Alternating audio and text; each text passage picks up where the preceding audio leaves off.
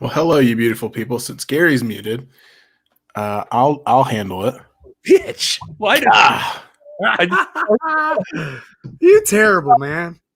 Why do I keep doing that? I don't know. I think I muted myself so that you wouldn't hear all of my cursing. And anyway, sorry we're late. Rob was filibustering, and You gonna do that to me? You gonna go to the elephant in the room right off the top, man. right off the top. I mean, We gotta don't worry though, because here in the next year or so, the filibuster will be gone, and you won't have to worry about it anymore. I'm not gonna do this. I'm not gonna start. Anyway, it's your favorite political show. This is Pro Wrestling. not tonight. Not tonight, boys. That's why we're late. We were trying to get it all out beforehand so we could just talk about pro wrestling. No, man, I'm glad to be here. I'm glad to be here with my boys. If you were here on Wednesday, Rob couldn't be with us. He was hanging with his son, choosing family over the This Is Pro Wrestling community. But, you know. We'll remember that. Yeah. At Christmas, we'll remember. Oh, this is payback. This is payback. Y'all been doing that to me for months, man. I've been neglecting my family for months. Finally, I pulled the one time I said, "Hey, man, you know my boy's in. He's got his girlfriend with him." Y'all like, "Okay, dude, we see how it is. You know what? We'll accept your resignation." I was like, "Come on, man." Oh man! All right. Well, this is Gary Horton. This is Pro Wrestling, and that voice you just heard is the Dr. Rob Stinson. Thanks for being here, Doc. Appreciate you actually showing up. Miss you guys, man. When I miss a show, man, I feel off, and I felt off all week. So I'm glad to be back with my boys and my hashtag NWA fam and my hashtag This Is Pro Wrestling fam, man. It's gonna be a great night. We in the club, guys. We in the club. We in the club. Oh, and hey, it's Will's over there dancing away. What up, everybody? It's good to see you guys. All right. Well, I hope everybody's had a wonderful weekend, and it was everything you wanted. Whatever date it is, the second full week in January to be the first full week in January, right? I don't know. I can't keep up. I don't even know what year it is. Doesn't matter. Yeah, I have plans for everything for the show. We got a lot to talk about, but I obviously don't have an intro, so here we are. NWA fam, hashtag and the wrestling community. We're glad you're here. See guys like James Lawrence and Front Row in the house, Dave Scooby over there, Joe Lobbin, and Rock Says 79. So many of you people watching that aren't participating in the chat. We're glad you're here watching as well. And just make sure that if you haven't already and you're new here, you can hit that subscribe button and even hit that like button. And it gets us in front of more people. It helps people to know that we exist. And that's what we want. We want more people to know we exist. Also, I guess while we're here, we might as well mention our merch shop over at nwafam.com/shop, where you get all kinds of cool stuff over there. All right, fellas. Lots been going on in wrestling. There's plenty to talk about. I guess to start the conversation, shall we just go ahead and jump into the loop? Why not? We gotta do it sometime. All right, let's do it. Let's put you in the loop.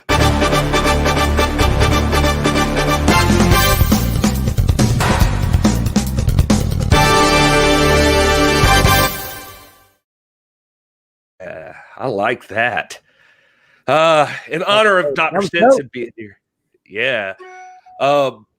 Rob's been putting out some great stuff. If you don't follow, there's Rock Says. That's what I was looking for earlier. It's December 41st, 2020.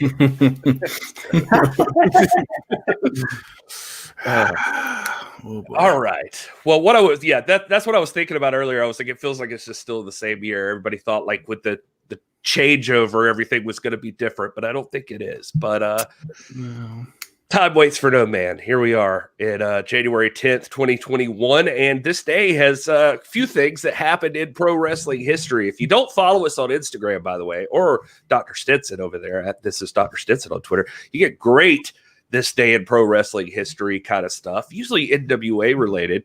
So I will throw this in there. On this day in 1999, ECW Guilty as Charged, Taz defeated Shane Douglas for the ECW World's Heavyweight Championship. How about that? Did you know that before now? Yeah, I actually was reading that earlier today, and I was like, because I was talking with my son about Shane Douglas.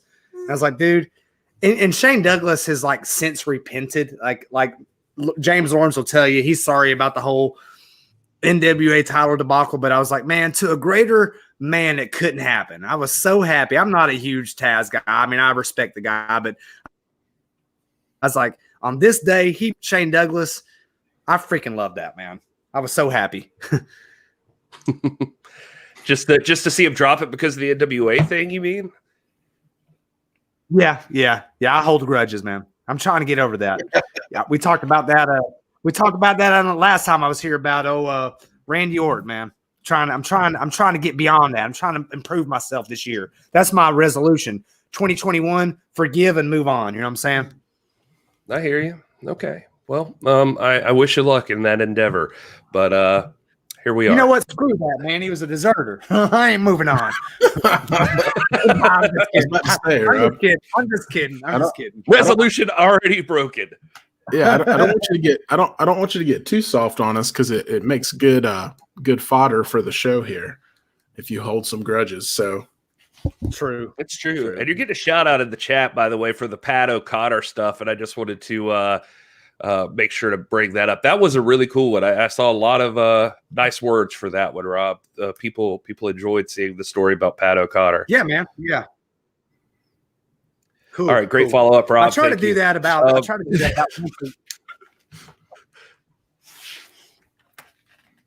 Where'd he go? I think we're on a delay with Rob. I think is what's happening. I think so. Is that what's happening? I don't know. Yeah, because you're responding like 3 seconds after us. But. So can you hear me now? Yep. Yeah, we can hear you. Can't hear you. So now, but is it like synced with my voice? I think so. I guess you look like an old Japanese movie. No, I was just gonna say that I try to do those. My commitment is to do that once a week.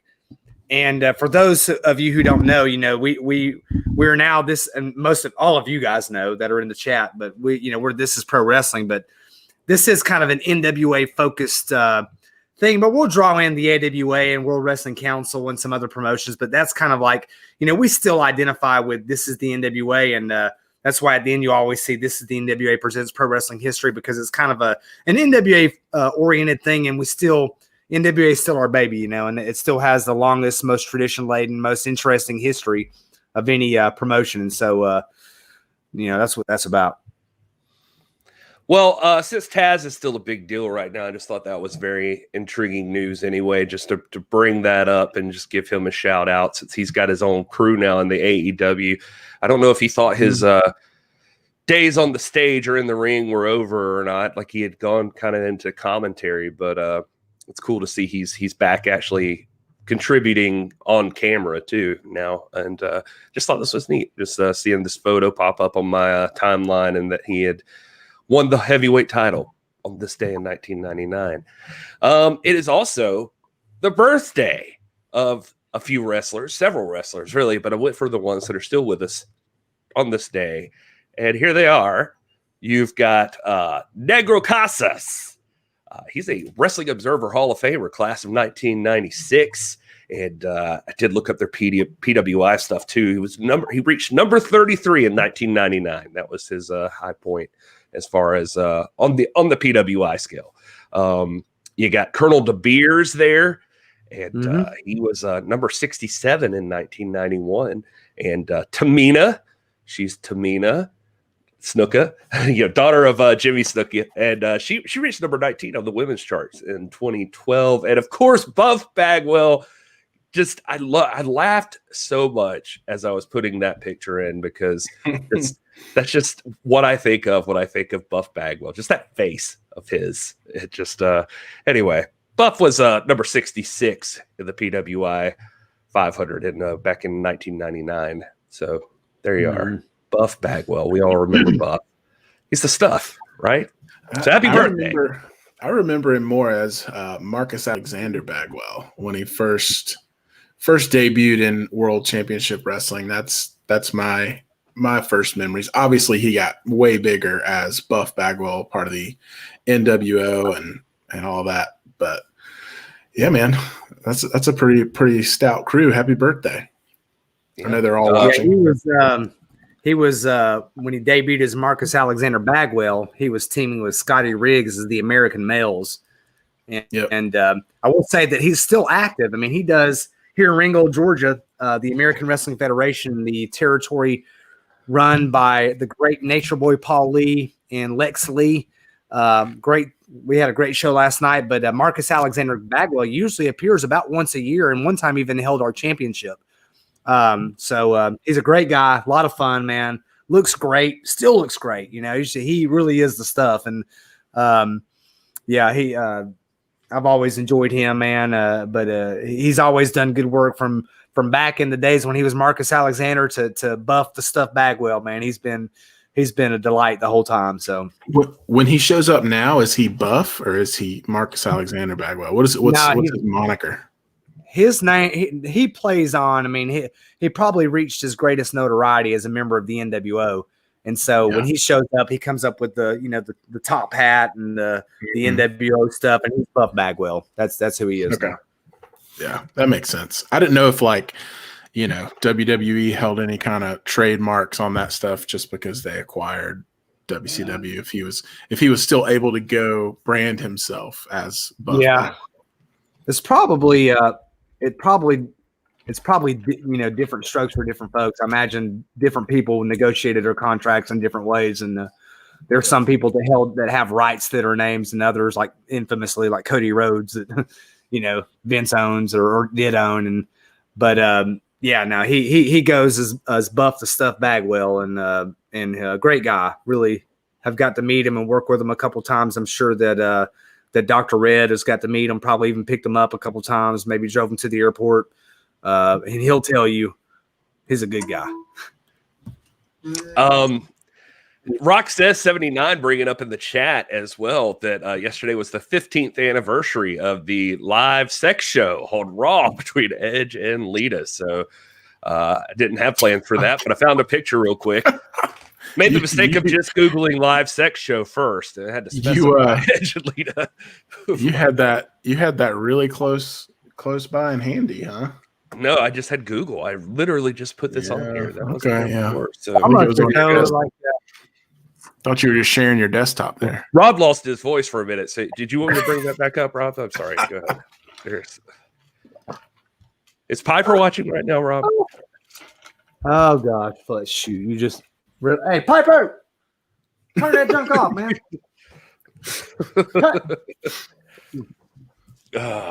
All right. Well, that is your moments from history in wrestling that just occurred. We're celebrating the anniversaries. It's it's a good time to be alive. And Piper, go to bed.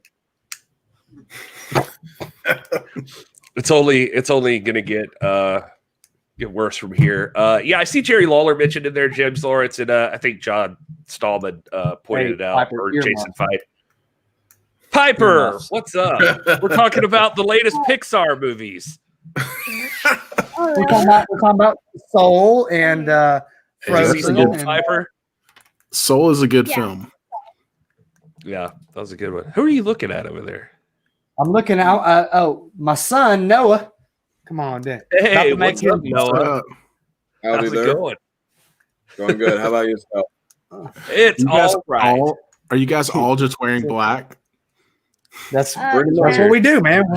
I mean, I'm part of the Team fam. Sith, baby. Team Sith. Mine's not full black. Mine isn't. Years. Yeah. It's nice. All Are right, you y'all making go home. Noah babysit Piper? Is that what's happening? Because she needs a babysitter.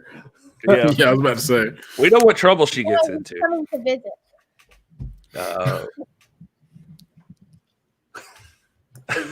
All right. Anyway. So yeah, anyway, Brian Christopher's birthday was also today. I didn't include that because, well, if I'm just being frank with you, it felt kind of sad actually, like just including anybody that was already passed away, especially in, just certain situations. I don't know. I left him off the list, but since he got brought up in the chat, we'll also say it's Brian Christopher's birthday as well. Son of Jerry the King Lawler, member of Too Cool. Remember them, former WWF Tag Team Champions. So, anyway, all right. Well, let's talk about some news, shall we? Some actual news from the world of professional wrestling. Let's see. Where do we start? How about this? Dalton Castle. This is according to the Observer, former Ring of Honor World Heavyweight Champion. Dalton Castle is a free agent as of right now. He was reported first on Wrestling Inc. And according to them, the 34-year-old has a good offer from ROH, but is exploring all of his options. Castle was part of the company's recent Pure title tournament, losing in the first round to Jay Lethal. Since then, he defeated Brian Johnson, but lost to Brody King and Ray Horace. His last appearance was on the losing end of a 10-man tag on their Christmas show. Castle has primarily worked for ROH since 2013. He defeated Cody Rhodes for the world title at 2017's Final Battle before eventually losing it to Jay Lethal in June of 2018. Also held the 6-man tag titles with the Boys before losing them to the Young Bucks and Adam Cole. So Dalton Castle, free agent. Yeah, that's bittersweet for me. I'm a huge Dalton Castle fan. When I first, I've talked about this before, but when I first I first ventured away from WWE back during, Cody Rhodes' time in Ring of Honor, Bullet Club, that kind of stuff. He was a very prominent part, and I actually saw live when he won that title from Cody Rhodes. It was a great feud they had and great title change. Obviously, Cody was kind of on his way out anyways. But I've recently, as we talk about all the time, been really reintroduced to Ring of Honor. And one of the things I was most excited about was seeing Dalton Castle, but I quickly learned that his place in the promotion and in the storylines has been severely mitigated. And so, I say, as we do for a lot of guys, good for him. If he can go out there and get some more exposure, he definitely deserves it, because he's one of those guys that,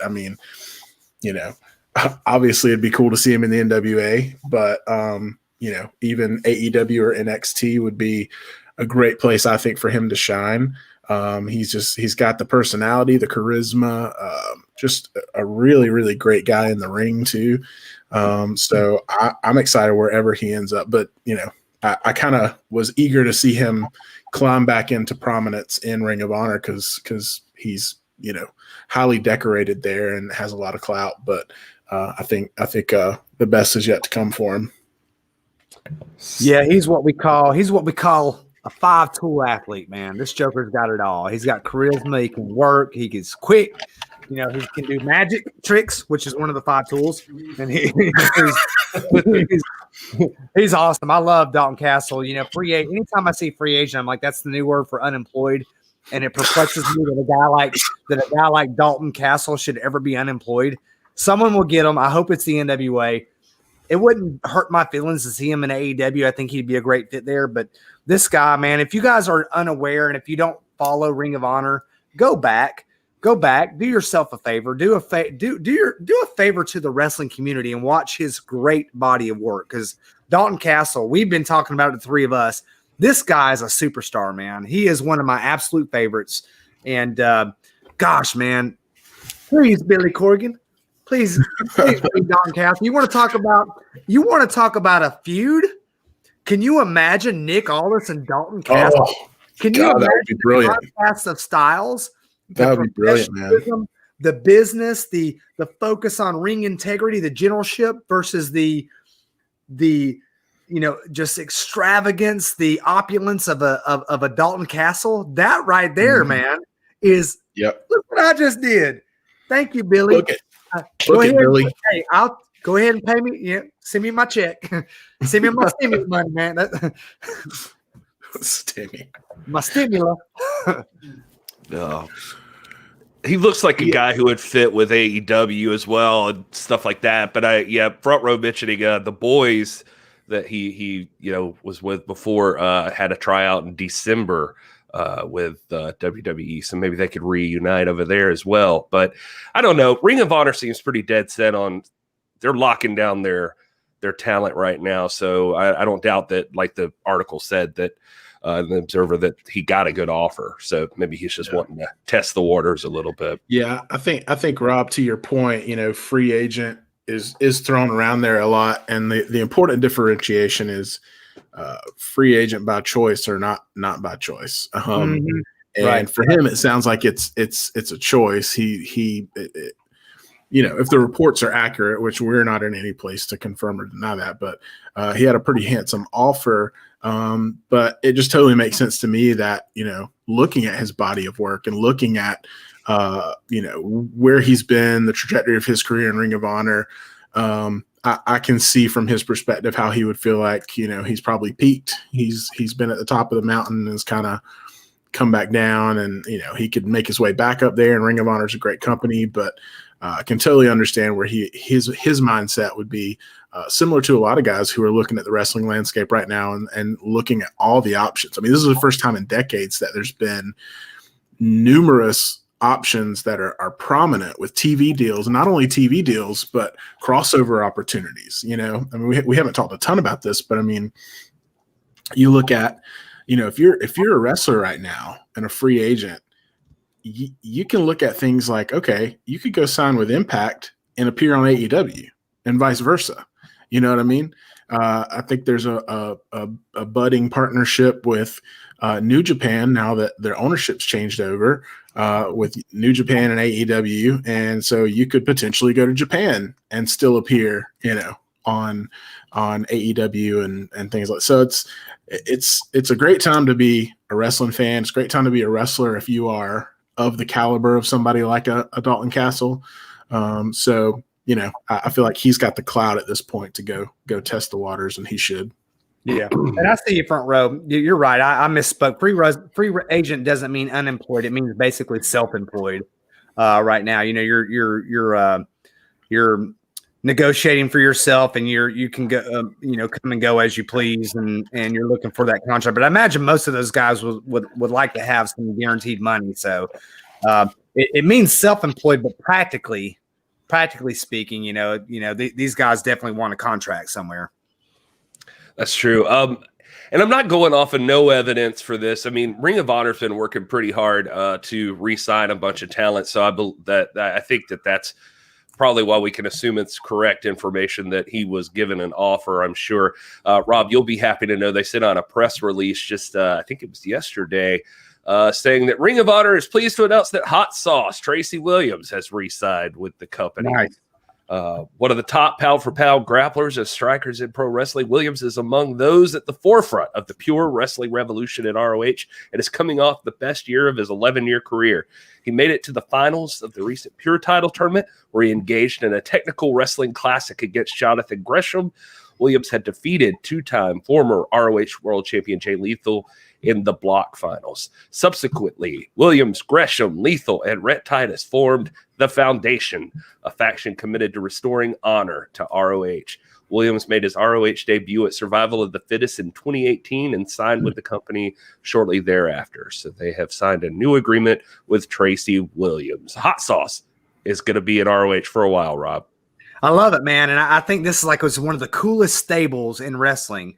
They are both they're a faction that's also a movement. You know what I mean? They stand for something, which I think has all the makings for a phenomenal heel faction. You know what my opinion is on faces and heels, but I think the guys that are like they're ideologues, they're evangelical about it. They're fanatic about it. They're almost Sith-like. in their devotion to the pure rules, which means that anybody who deviates is persona non grata. They're going to be, I think we're going to see one of the makings of one of the great heel organizations in wrestling right now. I love this group. I love the fact that it was born out of even like mutual competition between Gresham and him, and I just think this is really an insightful thing. It's like, to me, like that group and what like Gargano's doing in NXT and what the influencers are doing in Impact. I think that's freaking awesome, man. Those are some of the best stables, I think, most creative, insightful, entertaining. And then I would throw in like whatever Dylan McQueen does is freaking entertaining. Whatever he does, his heelishness, I think, this devotion to a movement and a cause, I love it, man. This is a good thing. This is coming right off the heels of ROH. I mean, just over the past several days, they've announced re-signing to new deals. Mark Haskins, Bandito, Amy Rose, Bateman, Brian Johnson, and Sumi Sakai. So they've been locking people down here lately. They're trying to, I guess, just get a solid foundation for what their roster is going to look like going into the new year. So very cool of ROH, though. I mean, they've got the money. They're backed by some financially capable people. So it's interesting to see. Yeah. All right. Next up, speaking of re-signs, Brian Myers has officially signed with Impact Wrestling. Myers confirmed the other afternoon on Twitter that he has signed with the promotion. He says here on this tweet, you can see, thanks for the money, Eddie. He's referring to Anthem Wrestling president Ed Nordholm. You just made the best decision of your life. You now have a workhorse in the prime of his career with a massive chip on his shoulder signed to your roster. The most professional wrestler. Impact Wrestling is now mine. Myers made appearances for the promotion since July. In August, he challenged Impact World Champion Eddie Edwards. He lost that match back at Turning Point this past November. He fought and beat Swoggle. After re-signing with WWE in 2016, Myers, who was, of course, Kurt Hawkins in WWE, he'd been on the Raw brand teaming with Zack Ryder again, a.k.a. Matt Cardona. Both were released in April from the company with the WWE citing COVID-19 as the reason for the releases. So cool to see him land somewhere. Brian Myers is signed with Impact, and it's just fascinating considering he was born, as you can see here in this picture, with no elbows. Anyway, I like that Will enjoyed that joke. Thank you. I wasn't expecting it because you've just been really serious tonight for some reason. Very journalistic and very like straight down the middle. And I'm trying to give these people a real news show. It's like somebody I think somebody pulled Gary to the side this week or something. Yeah, all the hey, man. Hey Gary, look, man, his gonna have to happen. Right? Jokes. Yeah. We're a legitimate wrestling news show now. You're undermining us. Quit being an idiot. Let Rob and Will do that. We need you to be. I'll be the straight man. All right, I got it.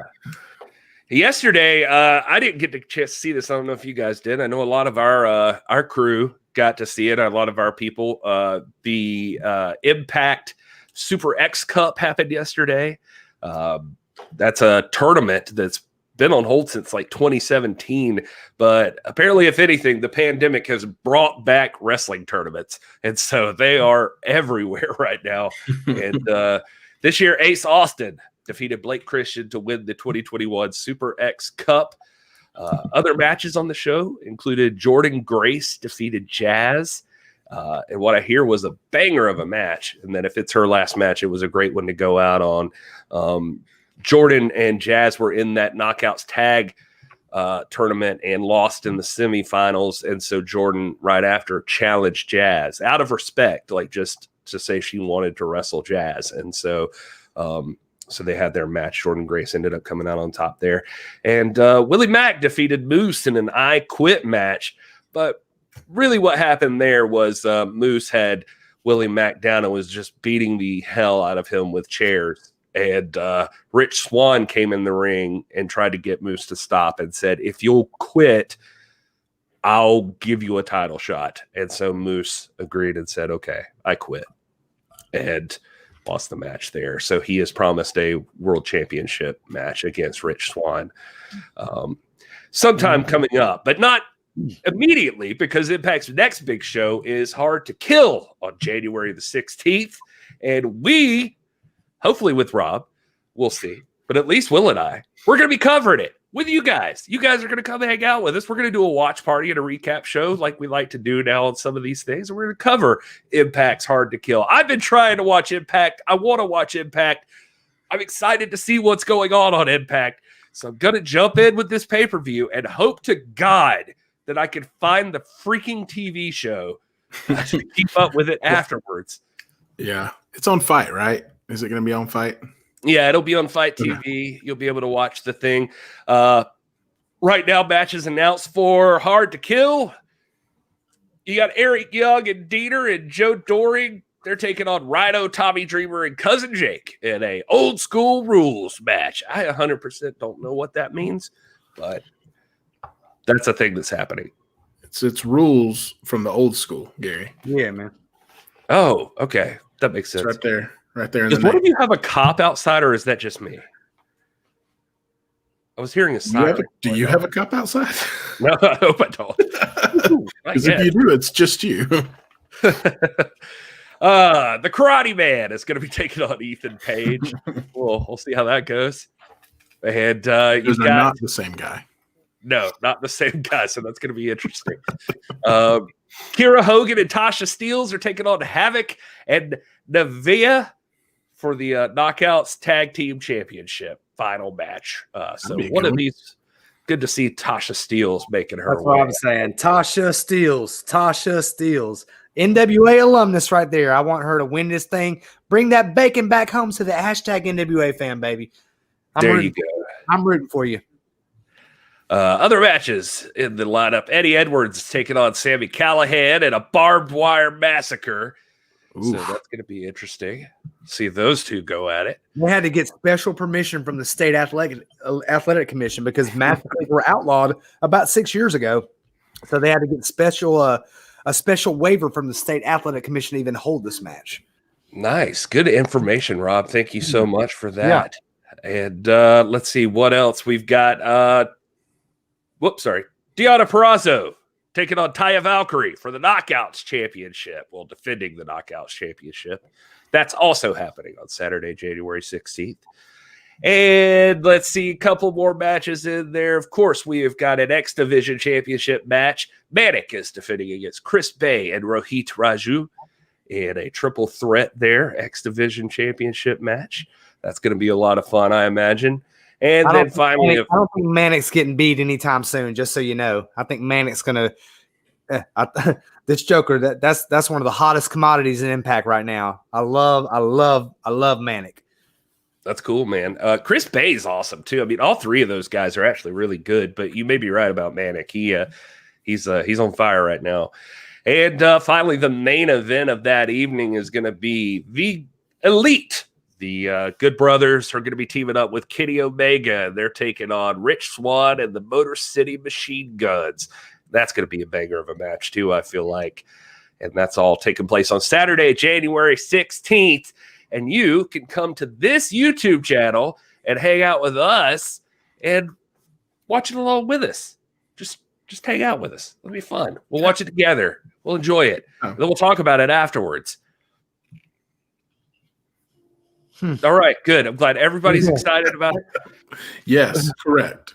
That is all correct. Here, man. Saturday, man.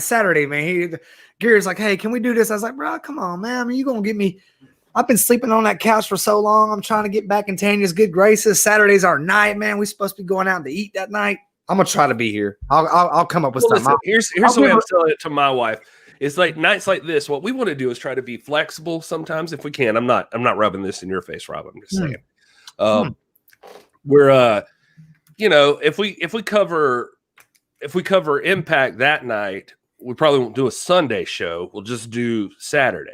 We'll just Sunday's no good, man. Because Sunday's like Sunday we got our show. I don't think you're following, Rob. Anyway, all right. She's like, man, you give these jokers like 7-8 hours a week, and then you talk to them every day. I see you maybe an hour a week. I was like, come on, baby, don't be like that. Candy loves us. Like I don't. that. You're like It ain't like that. It ain't like that, baby girl. But it's a good hour though, right? Look what Rock says. He's in here saying dinner at 5, pay-per-view at 8, man. I'm gonna try my best. Okay. You can hop in late if you need to. We'll be on for a while. So thank you, front row. The front row's got his priority straight. Of course, you're going to be at dinner with Mrs. Front Row. You better not. I don't want to see you that day, dude. If I see you that day, I'm gonna disown you. And I love you. Maybe they choose to do the birthday stuff another night, Rob. They may, but that's up to Mrs. Front Row. You don't see for her. Yeah. And Front Row's priority is with her that night. I am not going to be offended. See here, I'm already tipping my hand like I'm going to be here. I'm not going to be offended if I don't see you that night, Front Row. You owe that night to your beautiful wife, your bride. Y'all go have fun. Go out to the club. Go take her to eat. Take her to Target. I know women love Target. Y'all have a great time, man. We'll be okay. Oh, Target. I'm not trying to stereotype. I just know all the women in my house. That includes Tanya, my wife. That includes Piper. That includes Petra and our cat. They all love Target. All of them. Cats are crazy about Target, man. Yeah, Jason Fight thinks Moose should be Impact champ. I'm gonna second that. I was thinking about this when I saw that X Division. Or not X Division, the X Cup brought up, just to throw it back to Impact for a second. We can talk about birthdays after, but when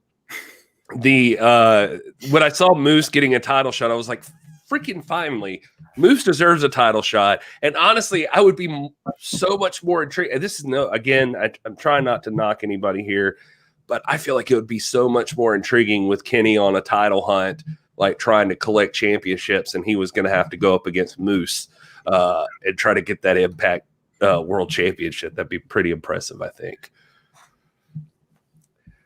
Rob just laughing over in the corner. I'm just reading Front Row's comments, man. I'm like, dude, you're right. You're absolutely right. Sorry, you'll see it in a second. There it is. Well, I will say this, and if you like talking to us and you can't make the show sometimes, like Rob said or whatever, then there's another way you can do that. We'd love to have you. You can join our Discord if you haven't already. So make sure you do that. We'd love to have you join our Discord. It's a great community, I think. There's a little logo for it, but just join up and hang out. You can talk to us all anytime. All you got to do is hit that @This is Dr. Stinson, and he'll respond. Maybe. I don't know. He might. I'll respond. I'm on there. If you respond to me, I promise you I will tag you in everything I ever put out. He's not lying. One dude said, man, the one dude who unfriended me a couple of weeks ago over some Nick Aldis debate stuff is like, thank God I don't have to get your freaking Twitter spam anymore. It's like, you do not say that about my daughter. That is not Twitter spam. I'm trying to include you. But yeah, so definitely check out Discord if you're not familiar with it. It's easy to learn. It's just like old school chat room, basically. And there's different channels for everything. We got a channel for every brand. You can talk about WWE, New Japan, AEW, whatever you want to talk about. Of course, the NWA is there. We got life stuff in there, music, memes, and just general conversation, just whatever you want to talk about. And you can hang out with fellow wrestling community members. And I think it's a lot of fun. So you should check it out. It's our pinned tweet. If you go to @this or TIPW show on our Twitter page, it's the pinned tweet right at the top. There's a link to it. Just click there or just DM one of us. We'll get you in, and it's fun. And now I discovered custom emojis this past week, so I've been making those. It's been a wild ride. Yeah, just trying to have fun, just making ways to react with Goldberg's face and stuff like that. That's what we all wanted. Right. So come hang out with us on the Discord. I think you'll enjoy it. It's cool, and we officially made some cool moderation rules thanks to Will getting a rule set up, and so we keep it civil. Everybody's cool, and never gets personal and mean. If you want a positive wrestling community, we've got one for you. Come hang out with us. Oh, let's see here. Rock says, saying, Dr. Rob out to eat while the show is on will be like episode of Home Improvement when Tim brought Jill out to eat during the Lions game, sneaking devices in to follow along. Yeah, he'll have a piece in. We were there the other night, man. I was trying to get my little comments in, but I was like, what you doing? No. I'm looking at the weather, man. It says it's going to be snowing tomorrow. I can see, Rob's like at the table. He's got like a little earpiece in, like trying to, he'll like turns around every once in a while, tries to contribute, be like, I just put my hand like this on that. Like, hey. Oh, cool. I'm like, yeah. I'm like, that's amazing. What are you talking about, Rob? Oh, yeah, I'm talking about your lip gloss. It's amazing. We just see him from his phone, like it's like down under the table. We're just looking at him. You're just like, it's like.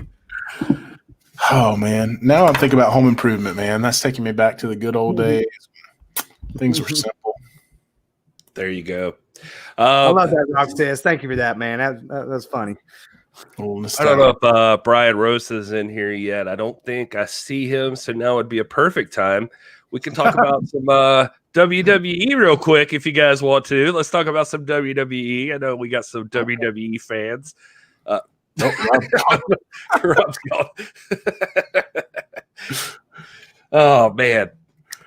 Well, this seems to be par for the course for Rob lately. He just doesn't show up for anything anymore. Sorry, Rob.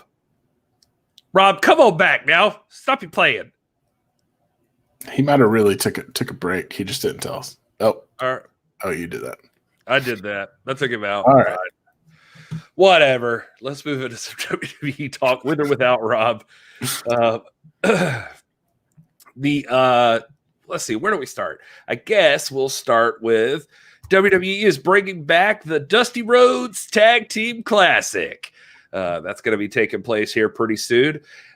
This is courtesy of WrestleZone. They're saying the grand tradition of NXT's premier Tag Team Tournament continues in 2021 with the announcements of the participants at 2021's Dusty Rhodes Tag Team Classic.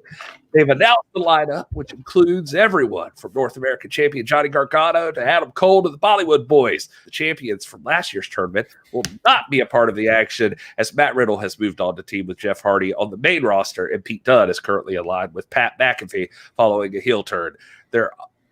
Their opponents in the finals, the Grizzled Young Veterans, do have an opportunity to redeem themselves in this year's tournament. The teams currently advertised for this year's bracket are August Gray and Kurt Stallion, the Bollywood Boys, Breezango, Drake Maverick and Killian Dane, Everrise, the Grizzled Young Veterans, Imperium, Jake Atlas and Isaiah Swerve Scott, Kushida and Leon Ruff, the Undisputed Era, Adam Cole and Roderick Strong. Adam Cole and Roderick. And the Way, Johnny Gargano and Austin Theory. The tournament begins this coming Wednesday with the following first round matchups: the Undisputed Era, Adam Cole and Roderick Strong. Got it? Roderick. I was just making sure I got it. Versus Breezango, Tyler Breeze and Fandango.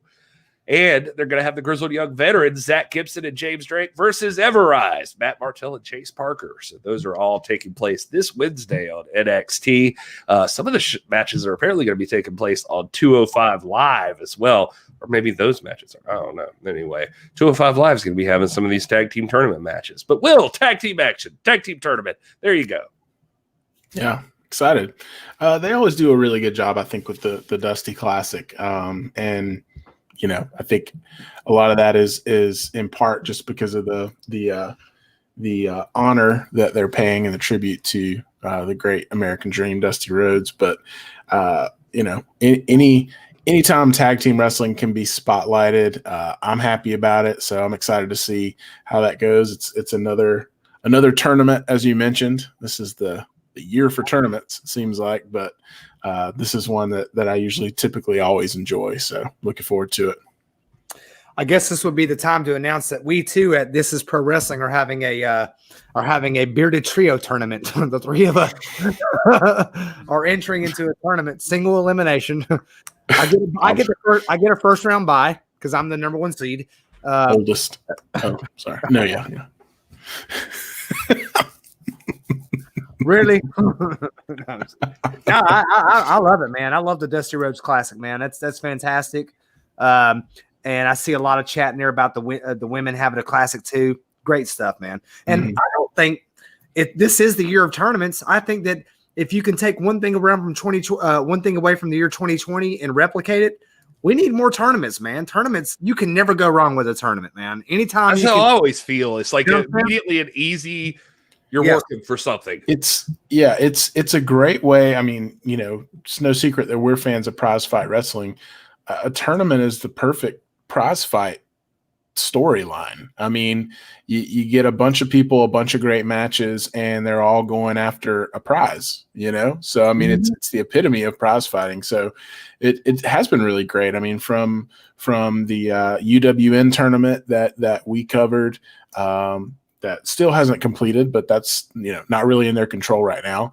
But that and the Pure tournament and Ring of Honor, and now this, and it's just been I think AEW did a couple of different tournament style challenges and things like that. So it has been really cool, and it creates stakes for every match along the way. So if they're done right, and they actually make sense, then I'm all for them. I love a good tournament. Yeah, I mean, and if you're a booker or a shot caller, you're sitting there, you're like, man, I don't have any ideas. Here it is, tournament. We'll do a tournament. That's all you got to do. And I know it's Royal Rumble season, but you guys know where I stand on Battle Royals. Royal Rumble's a little bit different because of the history and the connotation, but I am a much bigger proponent of doing a tournament. If you got a bunch of people that you want to put in the hat for a single prize, I would much rather there be a tournament than a battle royal. So, yeah, could have been the year of battle royals, but yeah, I'm with you, man. 100%, 1,000,000%. Well, I guess you can't social distance in a battle royal, so you can't really do that. Everybody wears masks.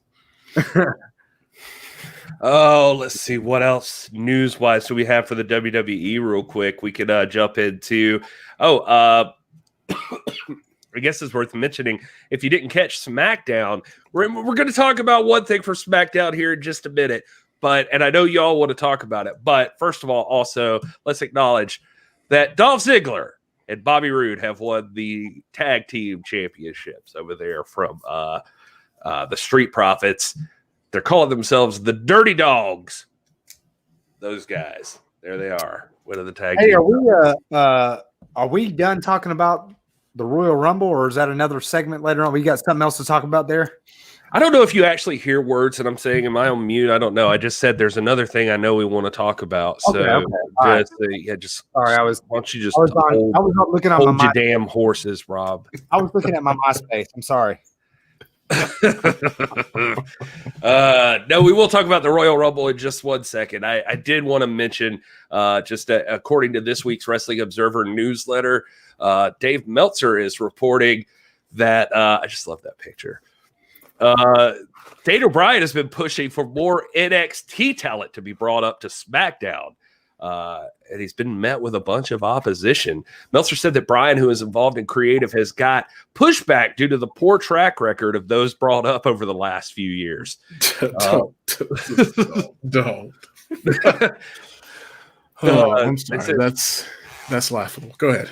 Yeah, it just says Vince McMahon loses interest in call-up soon after they debut, and the number of main roster talent who don't currently have a role on the TV is large. So Wednesday's Wrestling Observer Radio, Meltzer said Damian Priest was set to be called up to SmackDown on relatively short notice as Kevin Owens' best friend in order to help him in his feud with Roman Reigns. However, Owens actually thought that plan didn't make sense as they don't have anything in common, which Roman Reigns also agreed with. At last word, Priest was scheduled to be brought up to Raw at some point later this month. Also, on this week's newsletter, Meltzer said that Rhea Ripley's loss to Raquel Gonzalez on Wednesday on New Year's Eve was to write her off of NXT for a main roster call-up as well. But, I think Daniel Bryan's thing, from what I've been seeing in different spots, is he's wanting to he's just looking to wrestle, man. Like, he's wanting to have fun wrestling. And so I think he sees a lot of people in the NXT roster, and he wants to get into some feuds and that sort of thing. I don't think he even intends to try to be like a top dog over in SmackDown. I think he just wants to have fun feuds and that sort of thing. I don't think they'd ever do it just because of the caliber of name and star that Daniel Bryan is. But man, I'd be willing to bet if it was in his power, he would go to NXT full time and just have some killer matches with that roster. I think he would want that. I think you're right. I think at this point in his career, after his long, semi-retirement and return, he's just looking to have fun, and he's just looking to have good matches and do what he loves to do. I don't think he's interested in being top of the food chain and being a spectacle of any kind. I think he understands. I think when he was gone, he didn't miss the spotlight as much as he just missed working. And so now that he's got the opportunity to work, he wants to work against anyone and everyone. And right now, like a lot of us, he's looking at NXT going, that's where the good in-ring stuff is. That's where I want to be. So, and just for clarification, when you said that, and the reason I bust that laughter, were you saying that he's been pushing for NXT talent to come up and he's been getting pushback from WWE about them not panning out when they get there? Is that what you were saying? You're on mute. God, what is wrong with me? I'm just gonna stop hitting it and just deal with it. Anyway, it made it. I mean, the way that Dave Meltzer put it, it made it sound like he's getting opposition from some people like in creative and that sort of thing, just because Vince loses interest in them. Okay. And so, like, it just. Because at first I thought, he was getting pushback from like Vince, and I'm like, well, Vince, you're the one destroying these people when they get there. So don't like I don't just, yeah. But man, yeah, I think that's where his head is at. And I totally can see that, because Daniel Bryan's just one of those guys that you look at his entire career from Ring of Honor to WWE and everything he's accomplished. He likes to put on good work in the ring, and he was fortunate enough to gain the popularity he gained organically. It wasn't even planned or shoved in our faces to be on top of the mountain like he was. But I think he's just interested in putting on some good matches. So I don't know. I hope he keeps pushing for it. He doesn't seem like a guy that backs down from stuff like that. So he'll probably keep advocating, and hopefully he can help some of those guys really make a name for themselves too. Perhaps some of our people in the chat have more information on this, but I've been looking a lot about Daniel Bryan as the contract's apparently coming up relatively soon. And so some people are kind of questioning what he's going to end up doing. He's made his first priority as far as Dave Meltzer, the stuff I've seen, Dave Meltzer saying that like he's really just kind of considering himself like basically retired, that he's really caught up in being a dad right now. Like that's what he wants to do. Like that's his first priority. So some people are speculating, he's not going to re-sign with WWE, and then he's just going to take that opportunity to travel when he feels like doing it and having the matches and feuds he feels like having and that sort of thing, just taking full advantage of that now. And which he could do is in his star power and stuff like that. He could probably set his own deal wherever he wants to go, I would imagine. So I guess we'll see, but maybe WWE makes him some super offer. It's interesting. Like he seems like more interested in just having fun rather than making a lot of money. He's always had that like minimalist attitude anyway, but he's also in the betting odds right now, I believe, number one in the betting on who's going to win the Royal Rumble. So That's also interesting. So I don't know. Who knows what's going on with Daniel Bryan? That's crazy. So I guess he'd go on to face Adam Pearce for the Universal title. Well, it's funny you mentioned that. There it is. There it is. Now we're going to address it. So now we're going to address it. We had to work our way into it. SmackDown's had some pretty cool stuff going on. I have to give them credit for that. They've not been bad. And one of the things that they've got going for it is obviously Roman Reigns and the family, the head of the table thing that's been going on here recently. And that's been a big deal. And here lately, Paul Heyman as well, who's been like schooling people over on Talking Smack. But anyway, I say all that to get to this point that this past week on SmackDown, they had a gauntlet match to try to determine who's going to face Roman Reigns at the Royal Rumble for the heavyweight championship. And it looks like, I mean, although he put in a great performance, Shinsuke Nakamura in the final round, due to some help from the family, was eliminated. And Adam Pearce won that match and will go on to the Royal Rumble. Adam Pearce is taking on Roman Reigns, former NWA World's Heavyweight Champion, retired since like 2014, is going to be taking on Roman Reigns for that WWE Heavyweight Championship. Rob, I see you getting all amped. How you feeling about that? Whew. Be still my heart, baby. Be still my heart. All right. Can we talk real right now? Can we quit? We only talk real, Rob. This right here, I must commend the WWE for this. This right here, if you want to put 2021 on the right trajectory, you did it right here. You nailed it. This right here is a dream match. The only thing that could have made this better for me would have been Pearce versus Aldis. But Pearce versus Roman Reigns, I'm going to tell you right now, man, I couldn't believe it. And Gary will tell you, I saw it in the Discord. I couldn't believe it. I was like, whoa, what? This is epic. Now, don't get me wrong. Shinsuke Nakamura is my boy. I would have loved to have seen that too. I've been high on him. I think he's going to be a power and a force for years to come. But Adam Pearce, Scrap Iron, my man, one of the great NWA champions, arguably on the Mount Rushmore. He's on many people's right, but he's probably on, I would venture to say he's probably on Jay Cal's Mount Rushmore. He's probably on Nick Aldis's Mount Rushmore. This is one of the greats. And I only wish that they would acknowledge like the fact that this guy is a 5-time world's heavyweight champion. I wish that would come out at some point, especially since we know that Triple H respects the NWA World's Championship so much. But the only thing that can make this better for me is Aldis versus Pearce. Pearce versus Roman Reigns? Are you kidding me? This is the Super Bowl. This is epic.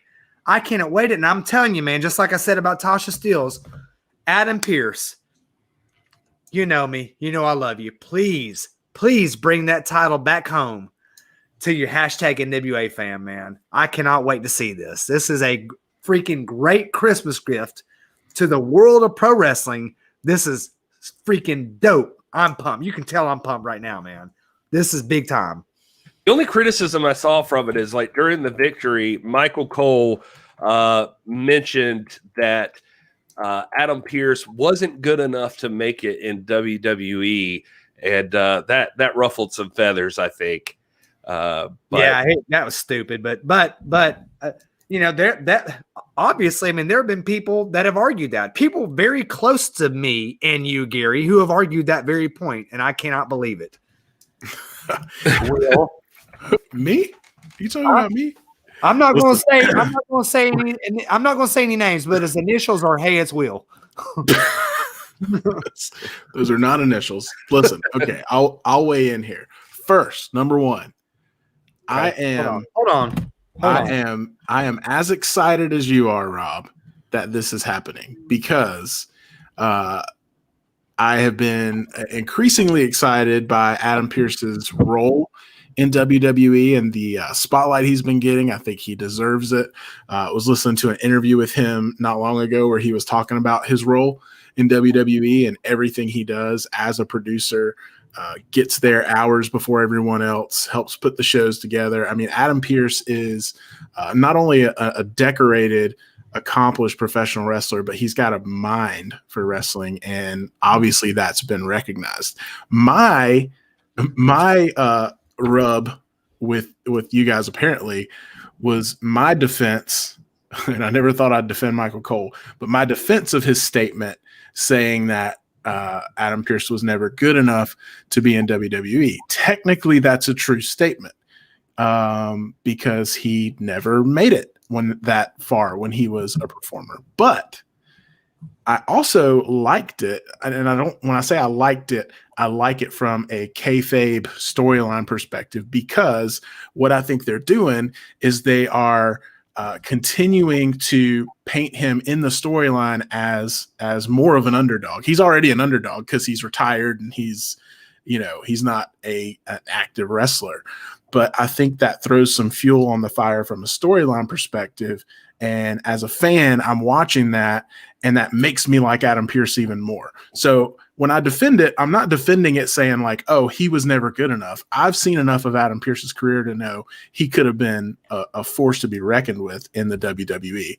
But what I'm saying is the statement Michael Cole made was A, part of building a storyline and a narrative that I think is effective. B, is technically not wrong. So that's my defense. I'm not trying to ruffle feathers. Hopefully I prefaced it enough by saying how excited I am, how much respect I have for Adam Pearce. But that comment alone, that was my pushback on that. Well, hold on right there, Will. And Gary, and we'll check your private chat. There's a message from somebody else in the thing that you need to see. Oh gosh. But let me call you out right now, Will. Okay? You stop right there. Saying that, oh, he's got a mind for wrestling is like saying, oh, yeah, that girl, I like her. She's okay, but she's got a really good personality. Bull crap, man. Bull crap. You scared Gary off. Go ahead. Let me have it. I can't tell this. No, listen. I got my earbuds in. I can hear you. I gotta walk over. Did you just say he wasn't good enough because he didn't make it in the WWE? Is that what you just said? I said that's an accurate statement from a kayfabe storyline perspective. Yes. So you just made a truism. You said he was not good enough because he didn't make it. I said he actually was good enough. I said that the statement Michael Cole made is not inaccurate. What did Michael Cole say though? Remind me what Michael Cole said. He said he never made it to WWE. But he said he wasn't good enough. Well, that's a take. That's one take. It's not necessarily my take, but I think that pretty much that's the way the wrestling community took it. And I'm like, well, no, they did, because just read the Discord. Everybody blew up about that. I think you're the one person that didn't take it that way. Well, I mean, I'm not shocked that everybody in a hashtag NWA fam Discord blew up about that. Obviously, we're all a little biased. Well, we're all biased. This isn't a thing about objectivity, but I'm talking about if you take your bias, I'll take your bias. We're talking about a 5-time world champion, bro. You tell me he's not. You tell me Nick Aldis hasn't made it. Is he not good enough to make it? Nick Aldis would go in and dominate Roman Reigns. He would go in and run that show. I agree. Adam Pearce would have gone in 1999 and dominated the WWE. Agreed. And I know no one's expecting it, but I think Adam Pearce has the tools, the experience. I think he's going to come out with that championship, man. I really believe that. Dude, I'll be the first one partying if that happens. All I'm talking about is the comment. And I look at things, when I look at pro wrestling, I look at it from, and this is probably an old school way to think about it, and we all consider ourselves insiders in the biz, and we try to look at things from a business standpoint and overthink it. But when I hear a comment like that, again, I understand the outrage.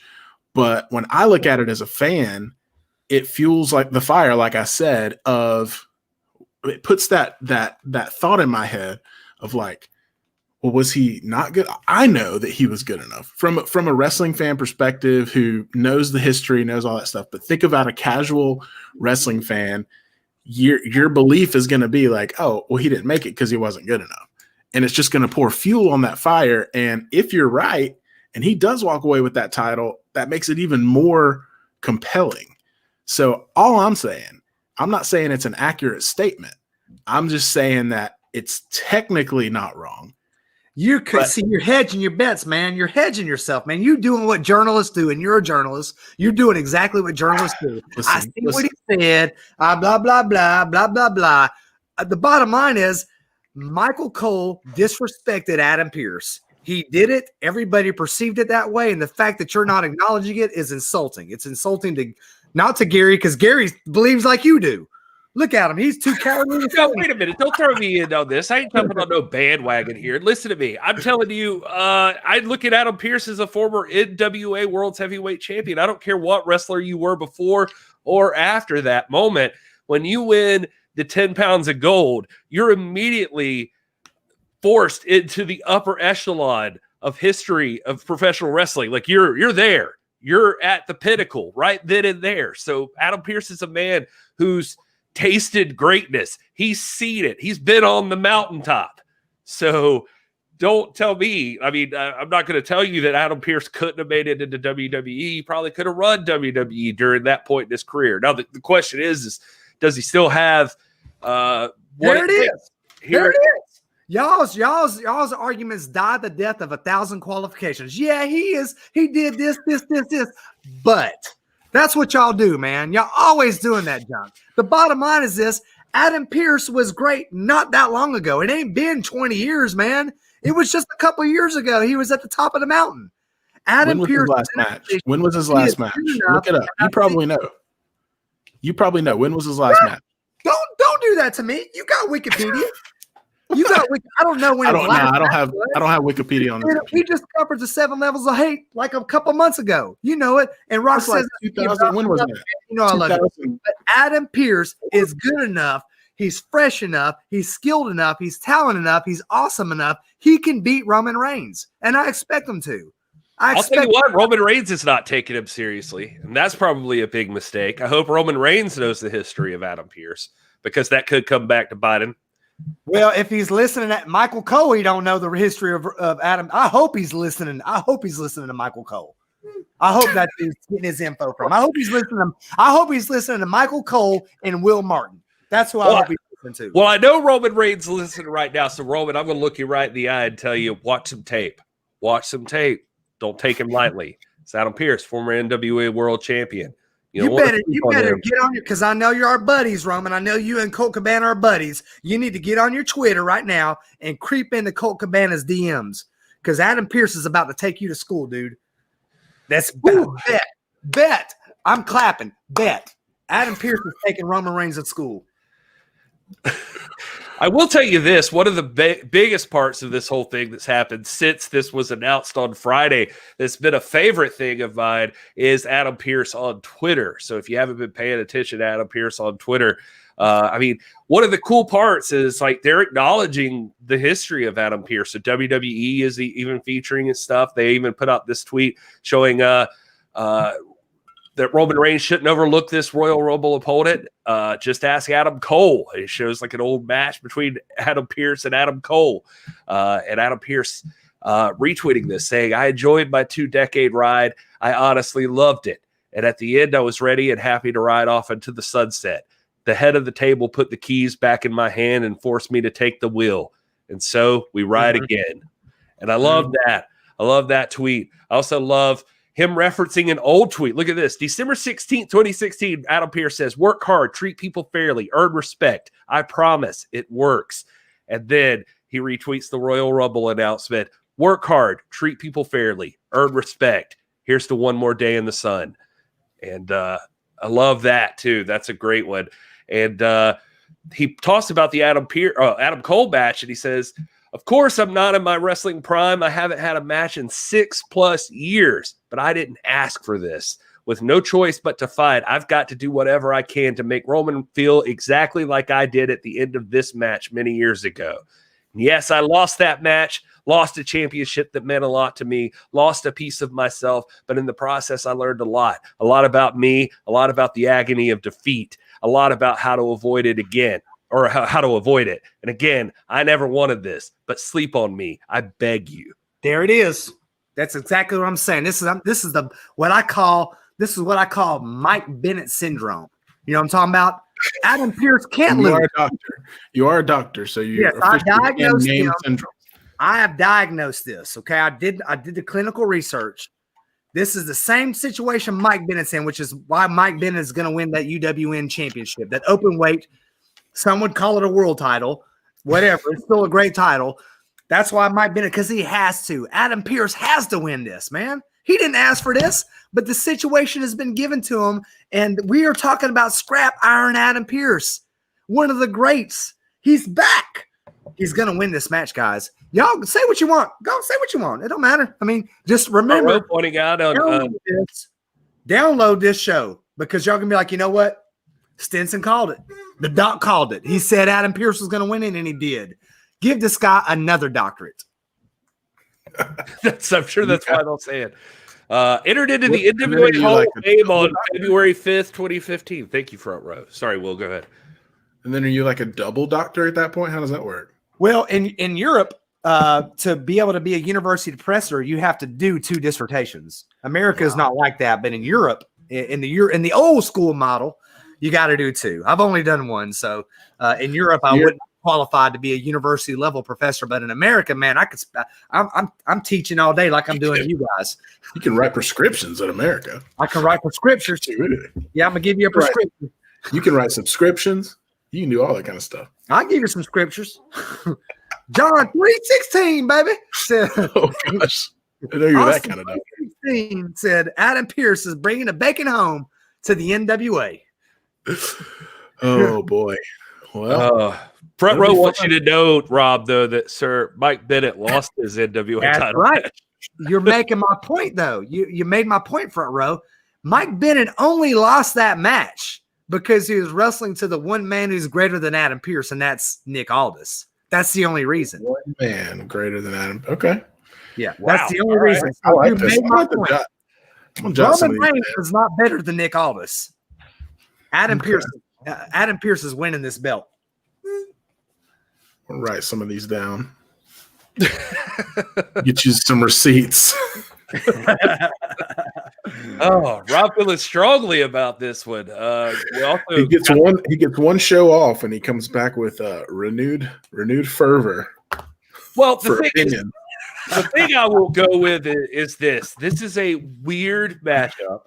I think that a lot of people would think that. For us, it doesn't seem weird. It's like, yeah, of course, Adam Pearce would be in a world championship match. That makes perfect sense. But a lot of people don't know Adam Pearce is the thing. And so I already from the tweets that I just pointed out, the guy clearly, I mean, that's the beauty part. That's one of the beauty parts about the independent scene or NWA or whatever you want to attribute that to, or to talk about the specialness of a guy like Adam Pearce, is that guy knows how to make a prize fight. That guy knows how to build a story.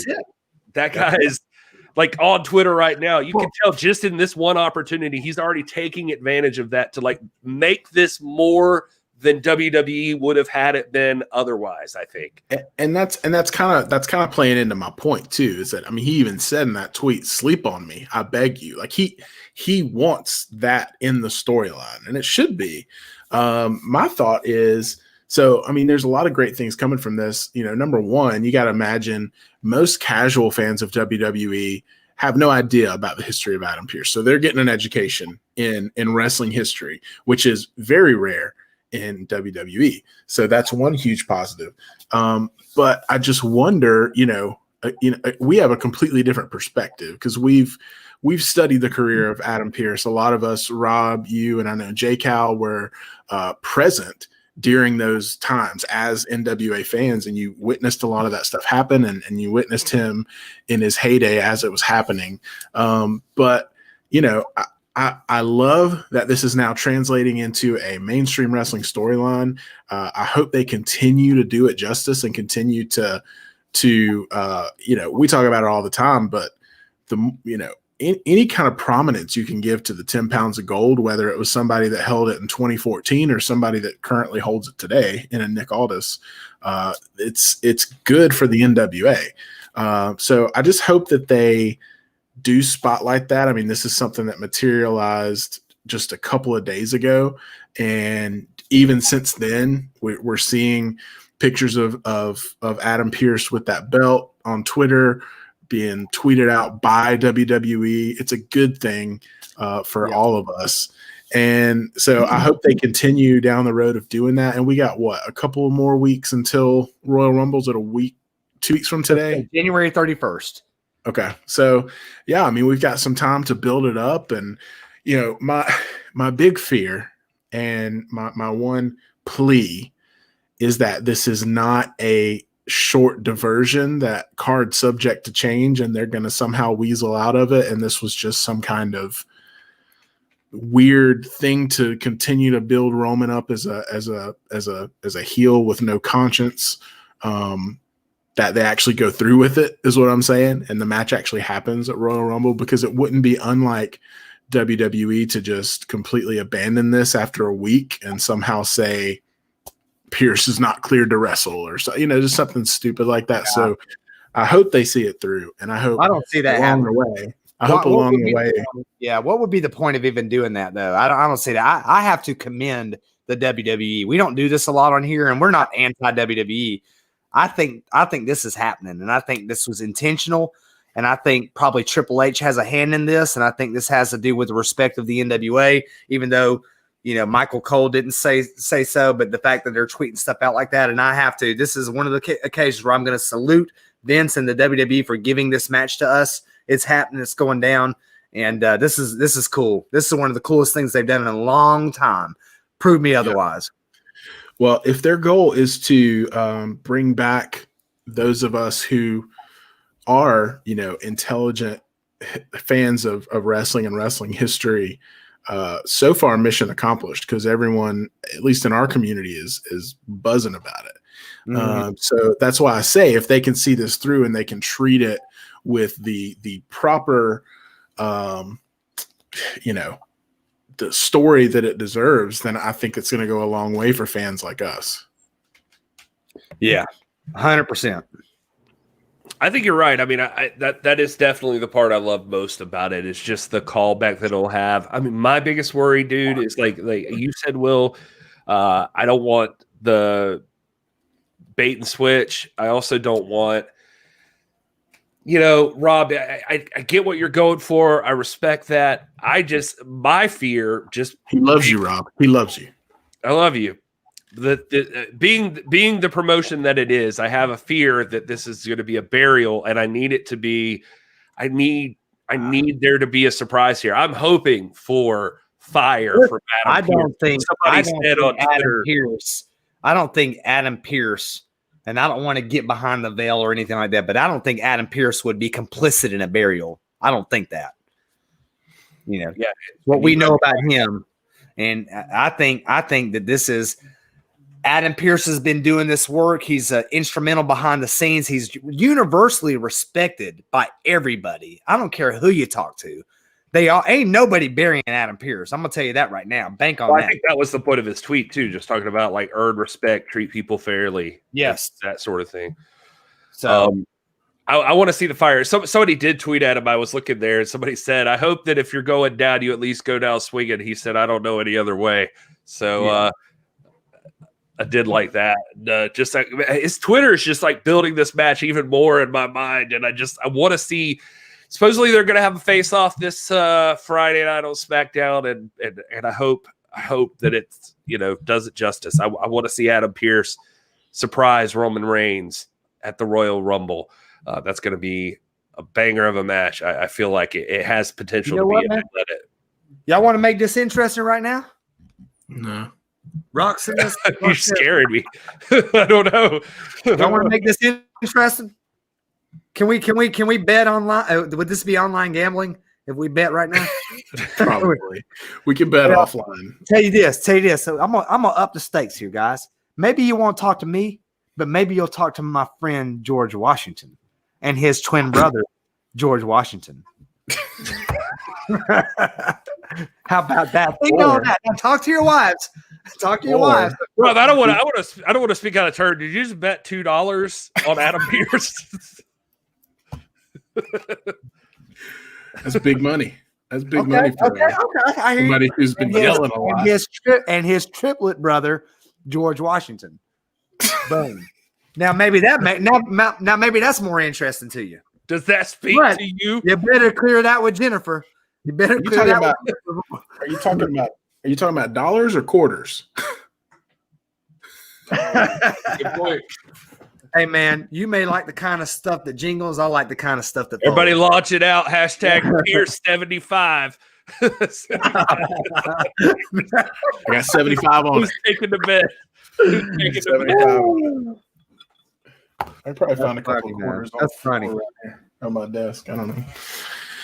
Well, Yeah. No, listen, we're gonna make the Royal Rumble interesting. We haven't ironed out all the details, but I think we are gonna do something for that. So everyone stay tuned. We're gonna make it let interesting. me acknowledge what Front Row said. He said this a couple of times. He says with 3 weeks to go, highlight that, Gary. Come on now. Come on, bro. With 3 weeks to go, based on PW history, I don't think this match is happening. I hear you, man. I hear you, and that thought has crossed my mind, but I just don't see the point in putting it out there if it's not happening. I don't see the point in it. You know what I mean? I think this is happening, and I think that was a deliberate attempt to kind of draw in people that are more Impact, Ring of Honor, NWA oriented into this because of Adam Pearce's. I've heard Adam Pearce's name multiple times here recently. His name being drawn into conversations about championships and matches and the future and all that. So I do think this is happening. If it didn't happen, would it shock me? No, it wouldn't shock me. But just given the history that you acknowledge, but I think this is happening. I do. I think this is a real deal.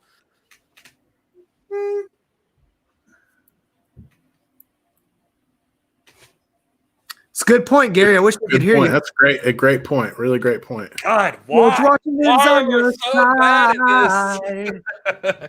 George Washington's on your side. We want to know what you guys think. Is Adam Pearce versus Roman Reigns a big deal? Are you excited for it? Do you want to see the match? Do you want to see him switching to something else? You got to let us know. And Twitter, you can add us or whatever. We're at TIPW Show on everything. Also, join our Discord. I can't say this enough. Our Discord is a chat where we talk about these very things all the time. A lot of these people in the chat right now are already there. But if you're listening to this or seeing this right now, we'd love for you to join us. Go to the pinned tweet at TIPW Show and join that Discord. And most importantly, make sure you subscribe to the channel. We'd love to have you do that. It helps us get in front of more people. Share it with your friends. Anybody who loves wrestling that you know, and I know you know people that love wrestling, so share it with them. Help build this community. You're at the ground floor right now of what could be the greatest wrestling community of all time. And all you got to do is share it with people, help build it, help us grow. We'd love to have that happen. So thank you. Thank you for everybody already who's subscribed, who shares it, who's in the Discord. You guys are amazing. All right. So the next up on the list for news, and we can come back to more Adam Pearce if you guys want to, but we have gone heavy on WWE. So I will jump over to some AEW news real quick, if we could, and then we'll just do a false count anywhere and let the crowd decide. But Matt Hardy and his wife, Rebby, they're expecting a fourth child now. There's only two there. I assume one of them is missing. But anyway, they're about to have another fourth child, a girl. Matt Hardy posted on Twitter a video of his family celebrating the news, and he said, hashtag Team Boy is so stoked in House Hardy, we decided to add a new member to Team Girl. The couple currently have 3 children, all boys, Maxwell, Wolfgang, and Bartholomew Kit.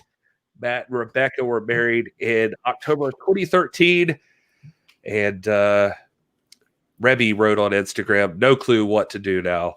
No clue. But anyway, the only thing what we're going to say is congratulations to Matt Hardy and his lovely family for the next child.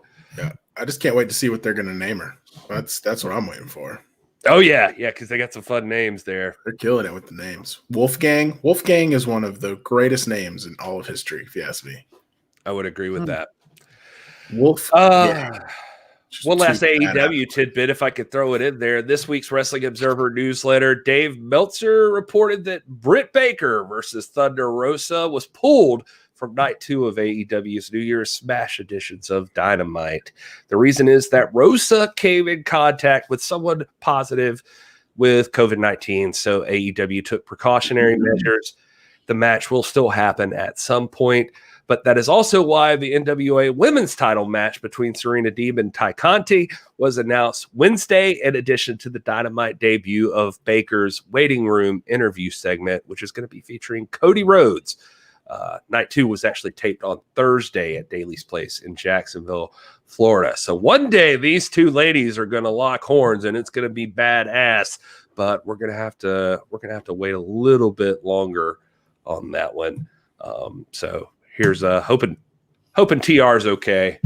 You know, she's I'm sure she is. I mean, AEW has definitely set a precedent for being overly cautious. I mean, we've had world title matches in AEW delayed. We've had other matches that have been delayed. So, you know, I get it. It's just part of the world we live in right now, and it's, you know, it's a catch-22. You want them to take all the precautions, but you want to get this match as soon as possible. And I'm sure they're going to do it justice when it eventually happens. Yeah, absolutely, man. And D versus Conti, that's a good consolation. It's not the same thing, but this is a prize fight, man. These are two of the hottest women. Serena Deeb. We don't give enough time to her, and we will as time goes on. I think each of us has this sort of latent hope that Thunder Rosa gets that belt back soon, you know. But in the meantime, Serena Deeb is our champion, and she holds the belt that's matter. And Conti is top notch and is deserving of this challenge. And it's a good consolation. So this will, if we can't have Britt Baker versus Thunder Rosa, this is the match I'd like to see. So, all right. Well, that's all the AEW news I had really that I wanted to cover. Have you guys? Let me ask you this because this came up. So, well, here, let's do this. I'm going to say that's it for the main portion of the show, the news and everything we've got to cover, if that's cool with you. And I say let's do this number if that's all right with you guys.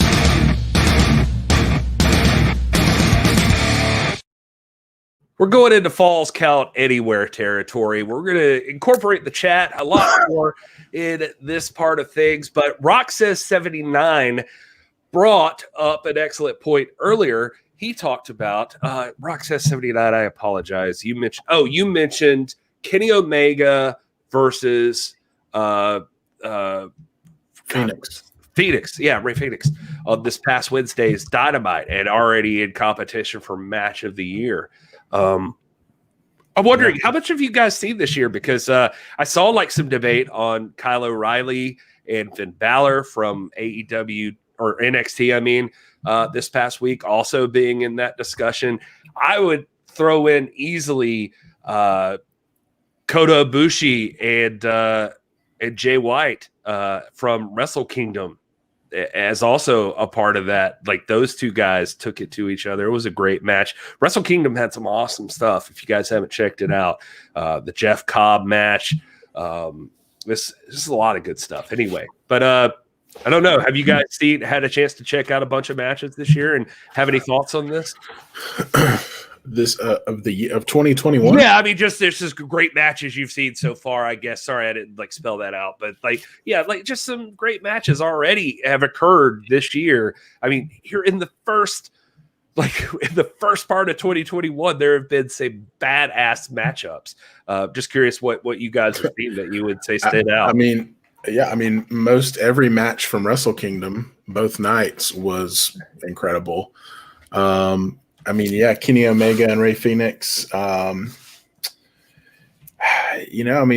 been a lot of good wrestling going on. Even MLW, we covered Kings of Colosseum on Wednesday night, and I think there was a lot of potential there. I mean, that Lio Rush. Myron Reed match was really good. That would be a front runner for me just because, it was great to see Lio Rush, hold gold in MLW and make his debut over there. I think he's got a bright future over there. And so, yeah, there's been a lot of great matches. Okada versus Ospreay. Will Ospreay versus Kazuchika Okada. I didn't mention that, but I just wanted to throw that in there. That was also a wild match on night one of Wrestle Kingdom. Just so good. And Kota Ibushi is just, I don't know, man. I love that guy. He's like a perfect, like, just template baby face character. I would say Drew McIntyre also fits this bill. Like, just a great baby face person. Like, just in a world where it's cool to be heel so much, it's just fun for me to see, like, just some legitimate, just like a Tim Storm, for instance, just guys that just are just good. Like, you just want to love them and you can't help it. Not to get Rob fired up for a second time tonight, or a third, or a fourth. I don't know how many times he's been fired up. But I know how he feels about baby faces and heels, but I do think, and I'm with you on Drew McIntyre. I'm probably not as high up on Drew as you are, but I do think that we have a deficit of, like, good, true baby faces, because typically in mainstream promotions, especially, for some reason, the baby faces are painted as, like, moronic for some reason. Like, they get taken advantage of, and they're not, strong or smart.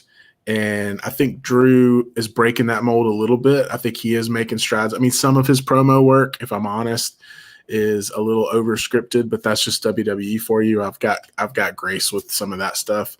But storyline and what he's been able to accomplish over the past year, I think is commendable. And he would be the top of the list, I think, for just that pure baby face that is likable, but is also a badass. You know what I mean? Like, he's not a baby face at the expense of, like, his badassery, which is often the case, sadly. So I agree with you on that. All right. So here's a quote I want to pull back. Will at some point in the show said he's not a baby face on account of his badassery. What? That is a gross misquote. You said something along the lines of babyface and badassery. And the whole point I'm making is, like, look, Gary, come on, Gary. I'm sick of this, man. Rob's just writing. Tim Storm? Rob's just writing a couple of different words. Babyface, the man who cheated Josephus, who cost Josephus's eyesight? Really? Now you, like, call it back all the way to NWA Power. Yes. It's worth mentioning because we can reference Ricky Freezer. I see you in the chat, buddy. Haven't been around in a while. No, listen, he's asking a legitimate question. Is NWA Power ever coming back? Yes, it is 100% coming back. We've heard from multiple sources now. It is coming back, and very soon.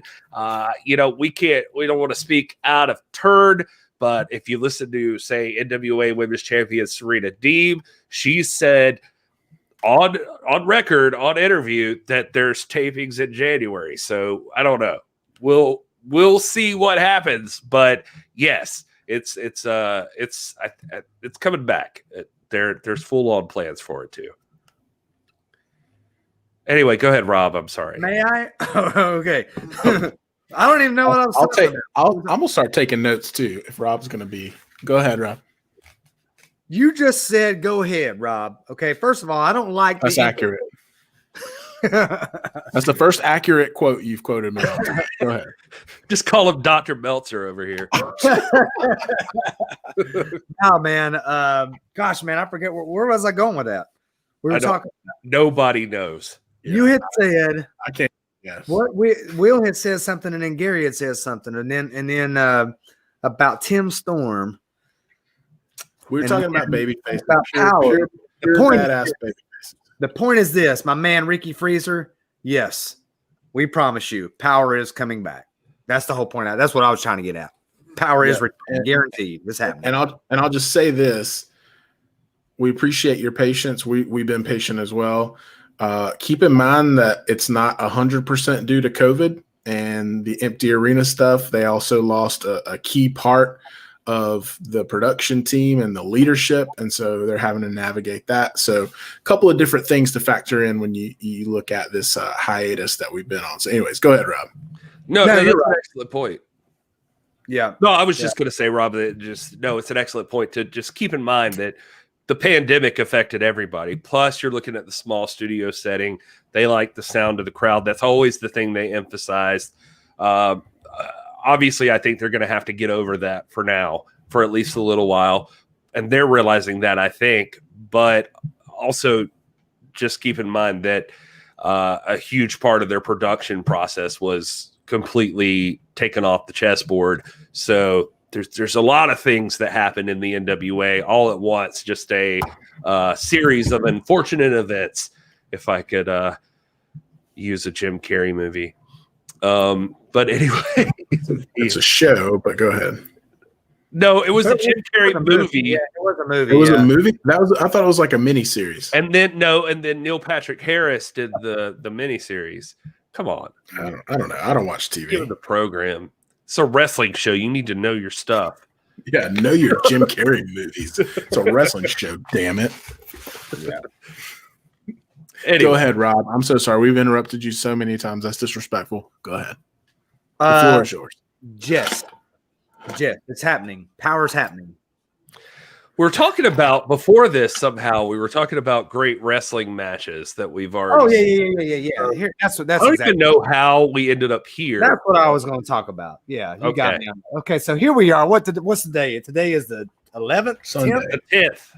The 10th of January, and you guys are talking about the match of the year already? Because there's already been some amazing matches. Man, look. What are the matches you're going to keep in mind already that have happened? Put this in the context. Yeah, you got to keep them in mind, but you already laid out, Gary. You already laid out like 5 matches of the year. We're 10 days into it, man. Are you kidding me? We hadn't seen Britt Baker Thunder Rosa yet. We hadn't seen Nick Aldis versus whoever he faces yet.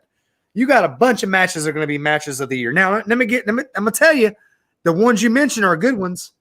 I'm just saying it's too early to say.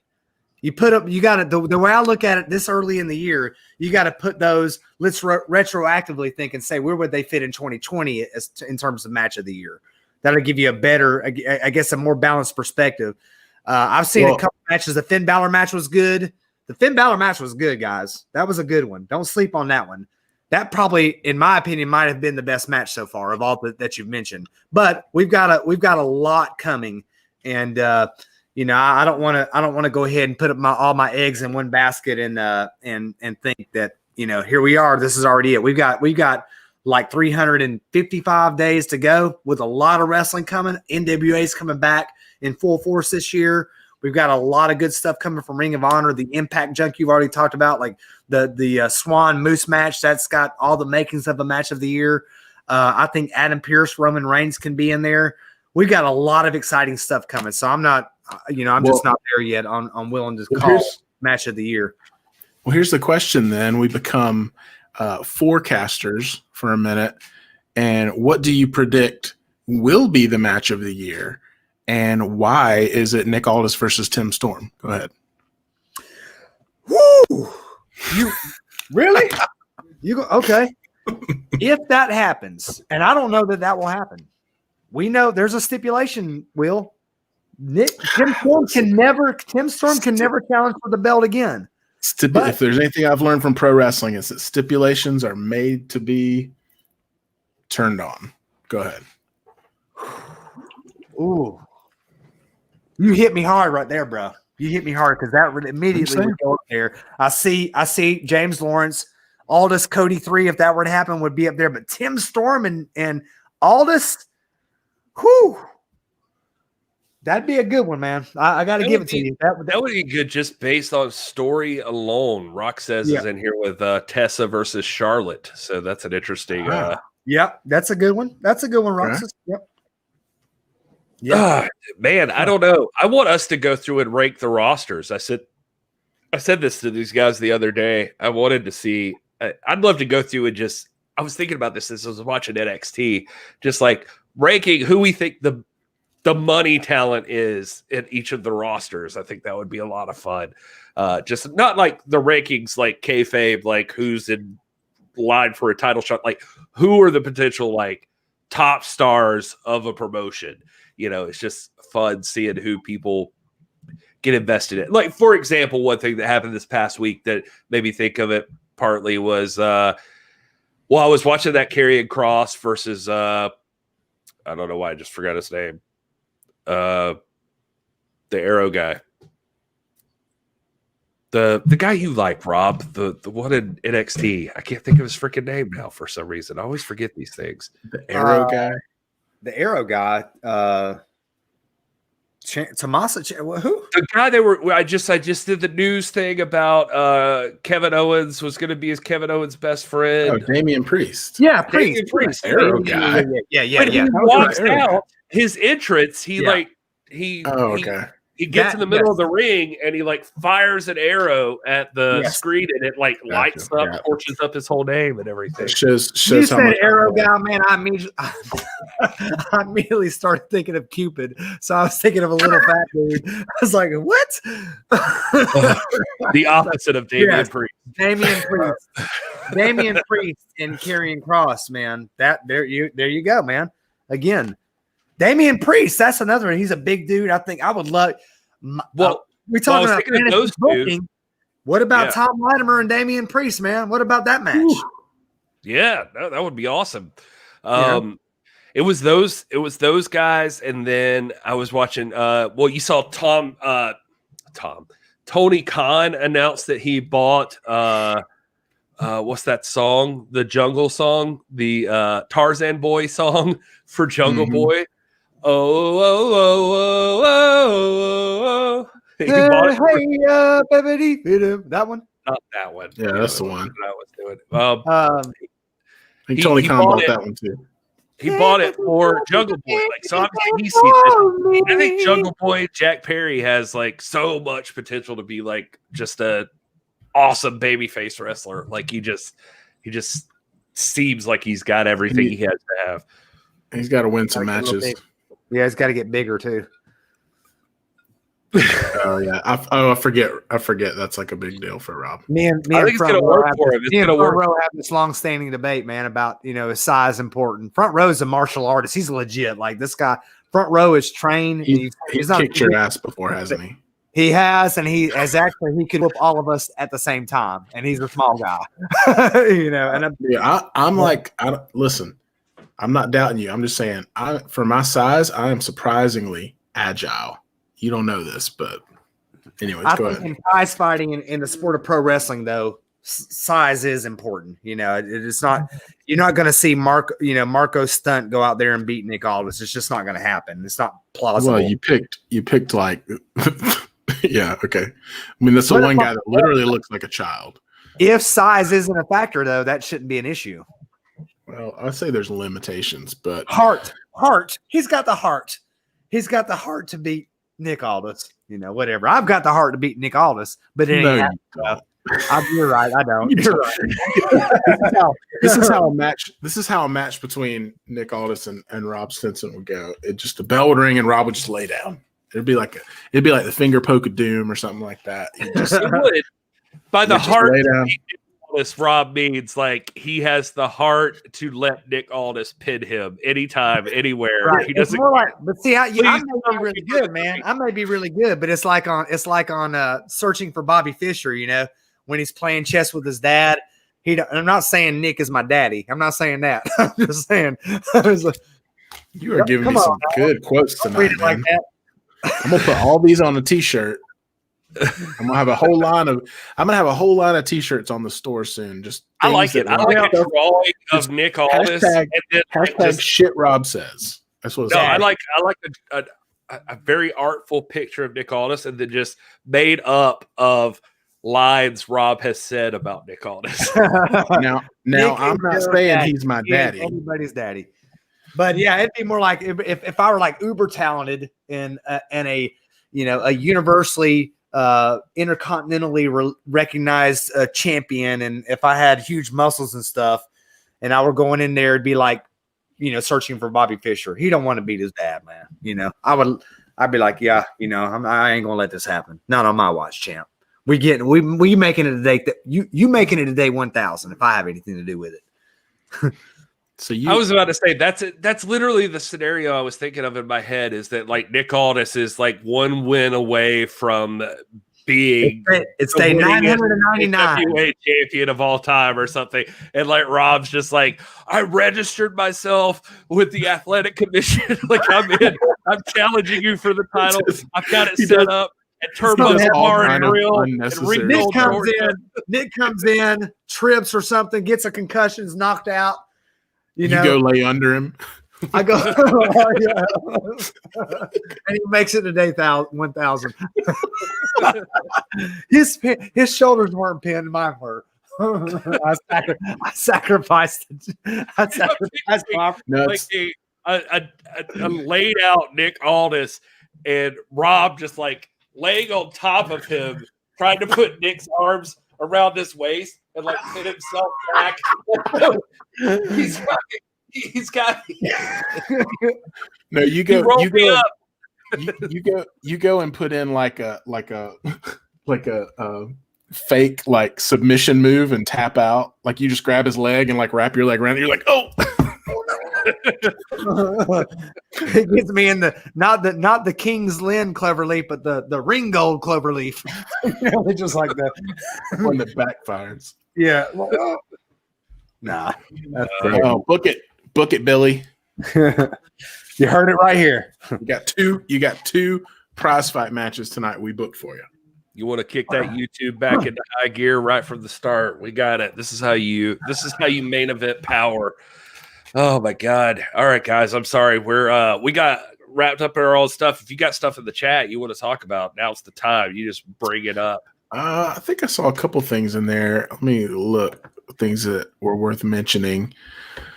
For the rest of you, sorry. Somebody had a good question. Hang on. I'm trying to find it. Or a good thought. Okay. Well, I'm not seeing it. Got some people agreeing with you, Rob, about the size thing. And I do agree with you to an extent. But I don't think it has to be perfectly matched up. I think there's a little bit of leniency there, but there is a line. I mean, Marco Stunt obviously is not a believable world champion. It would have to be a gimmick of some sort. But for me, a guy like Jungle Boy, I would say he's got the potential. And I think it would depend on the opponent too. Like I could see, here's the scenario I could see happening. MJF becomes AEW world champion. Jungle Boy could conceivably win the title off of MJF. I don't know that I would ever see him winning the title off a John Moxley or, somebody like that. Just because, I think there's certain factors that go into it. I'm not saying that Jungle Boy walking in right now should win a world championship. I don't believe that. I'm saying that potentially, like look, what you just said, Will, one of the aspects of it that I look at is that every so often there's like an exception to the rule, right? Like, I mean, the world is not full of Rey Mysterios, but every once in a while a Rey Mysterio walks along and you're like, this guy has a lot of different stuff. And he could conceivably win the world championship. Like, it made sense. Nobody argued with Rey Mysterio winning it. It was just like, he's one of the greatest luchadors of all time. There was a time where Bret Hart and Shawn Michaels were small, like they were considered too small for it. And that's the thing too, is it's all relative. I mean, if you're talking about Andre the Giant and Hulk Hogan, then, Macho Man was small, like it depends on like who you're comparing to. And so you're not, and I get the mentality of in prize fight wrestling, you want it to be an even matchup because you're mimicking weight classes, right? But it's just not always feasible. And I don't think it's completely unbelievable when David beats Goliath. I mean, even like a Daniel Bryan, you know what I mean? I mean, that they told the story. It whether or not you believe Daniel Bryan would have beat those guys in a back alley street fight, it was believable as a pro wrestling storyline, you know? Yeah. So, my thing with Jungle Boy just is that there's something about him that I've liked ever since the first time I saw him. I just thought he had this charisma about him. There's something interesting about him. He's got a unique look. He's got a story that I think a lot of people could latch on to. There's a lot of other factors that go into him. I get that he's very small, but I'm just saying there's potential there for Jungle Boy to be a, great talent. He's super young. He is, but he doesn't have to be in the world title picture. I mean, there's been lots of great guys that don't have to have the big belt. I mean, he could the tag team. They could win the tag team titles. Ricky Morton never held the world championship title. It would be a great match, to see him and Omega go at it, and he come up short. But everybody doesn't have to have the belt. I mean, Razor Ramon never held the belt. I mean, you don't have to. That's not the be. I mean, don't get me wrong. It is the be all end all, but it's if everybody gets the world championship, what's the point of having a world championship? Nobody gets it. You know what I mean? Well, and here's, thanks to our dude, Ricky in the chat. But this is a great, interesting talking point too. AEW needs a lightweight belt.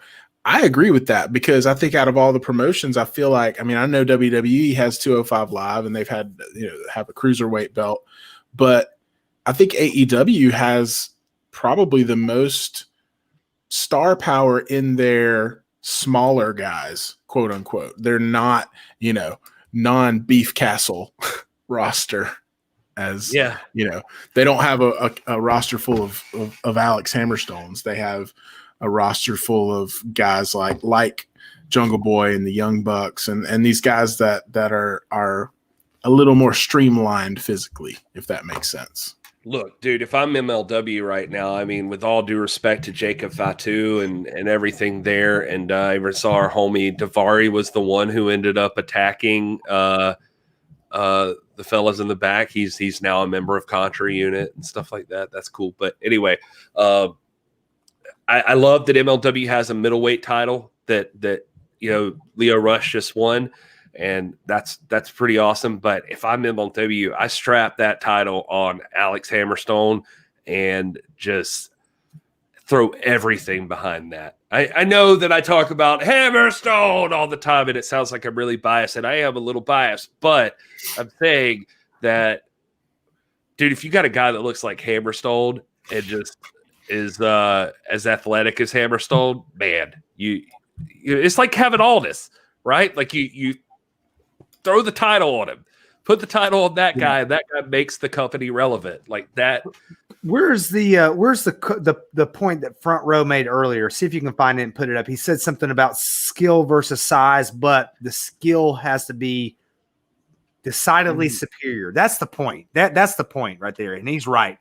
If you got a guy that's highly skilled, and he's like, if he's like Bruce Lee, obviously ain't nobody going to compete with Bruce Lee, but the size is a factor now.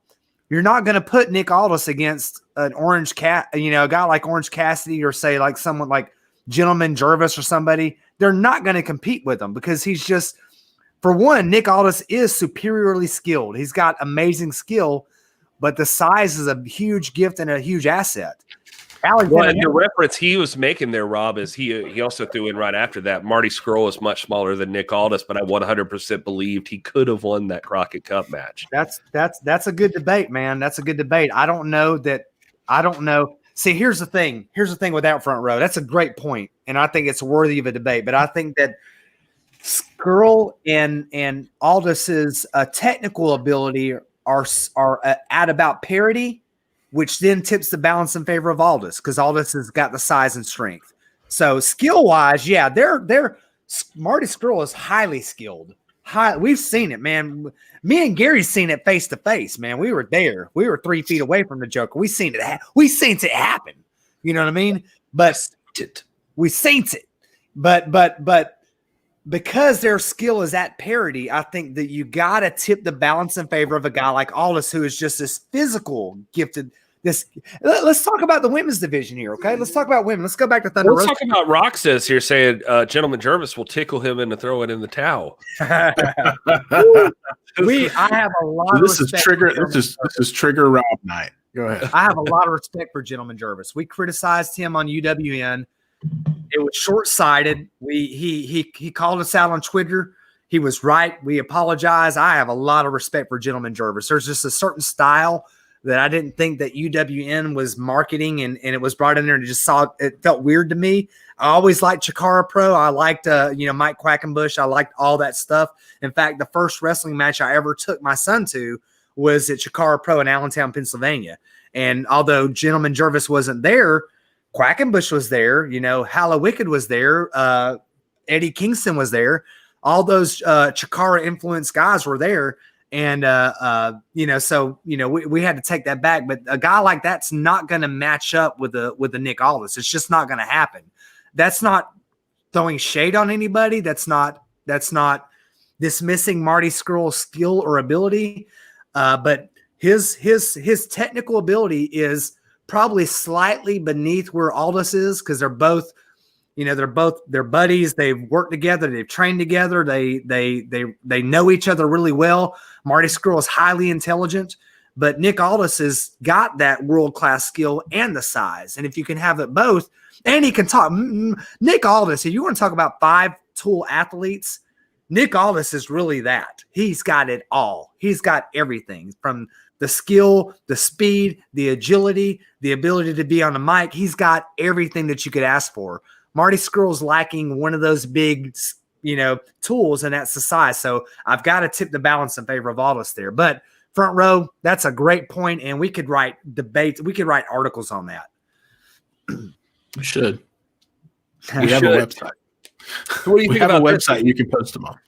Ricky saying the reason so many people say AEW is ruining wrestling, the believability factor is gone when Orange Cassidy beats Lance Archer. I don't recall that happening, though. Like, I don't know that Orange Cassidy beat Lance Archer. I don't know that anybody did beat Lance Archer. I get that your point remains around the size differential, but and if you want to, I'm not sucking up, by the way. I will tell you something. I saw people talking about Wardlow in the chat just a minute ago, and one of my biggest disappointments was I was amped up to see Jake Hager versus Wardlow, and that match was not what I wanted between those two on Dynamite. Like, it was good. I mean, they were like grappling around, and I wanted a Haas fight, and those two guys didn't deliver a Haas fight. They delivered like two normal guys, just like wrestling. I was like, these guys hate each other. These guys hate each other, and they're big badasses. They should be just like Haas fighting. I don't know how else to describe it. What do you expect when you see a Haas fight? Like, you just want to see two big dudes just go at. Rewind back to AEW, to NWA Power, the episode, like, say, where Trevor Murdoch ran up against Tom Latimer, and dude, Jax Dane and Tim Storm. Yeah, like, those are Haas fights. That's what that looks like. Those two guys where it just looks like they run into each other and the ring shakes. The whole thing collapses. Like, they're just like, they're going to hammer the hell out of each other. And, somebody's going to end up black and blue, and it's awesome. But anyway, I just wanted to bring that up because that so I'm not just favoring AEW, but I also don't heavily despise AEW. I still think, I'm sure there's questionable things in their booking, I guess I'm saying, but their size thing, besides Jericho, who just seems to want to put over who he wants to put over, I don't think it's that big a deal. Let's see. Hold on here. Let's see. What am I looking for? I just saw something I wanted to throw up here. Aldis has a lot to prove. This is from Maggi27NY. Aldis has a lot to prove, and he should be defending that cherished World's Heavyweight Championship against all of the best. Why didn't Aldis go to Japan or the UK or Mexico or Australia? Rob, you look like you're ready to answer that one. Oh, and Matt, G27, thank you for that, man. Thank you for hanging out. Here's the thing that you have to understand. Aldis did all of that. He defended the title in China, the first person to do so. He went on a Christmas tour of the UK, defended it like 3 or 4 times in like a week.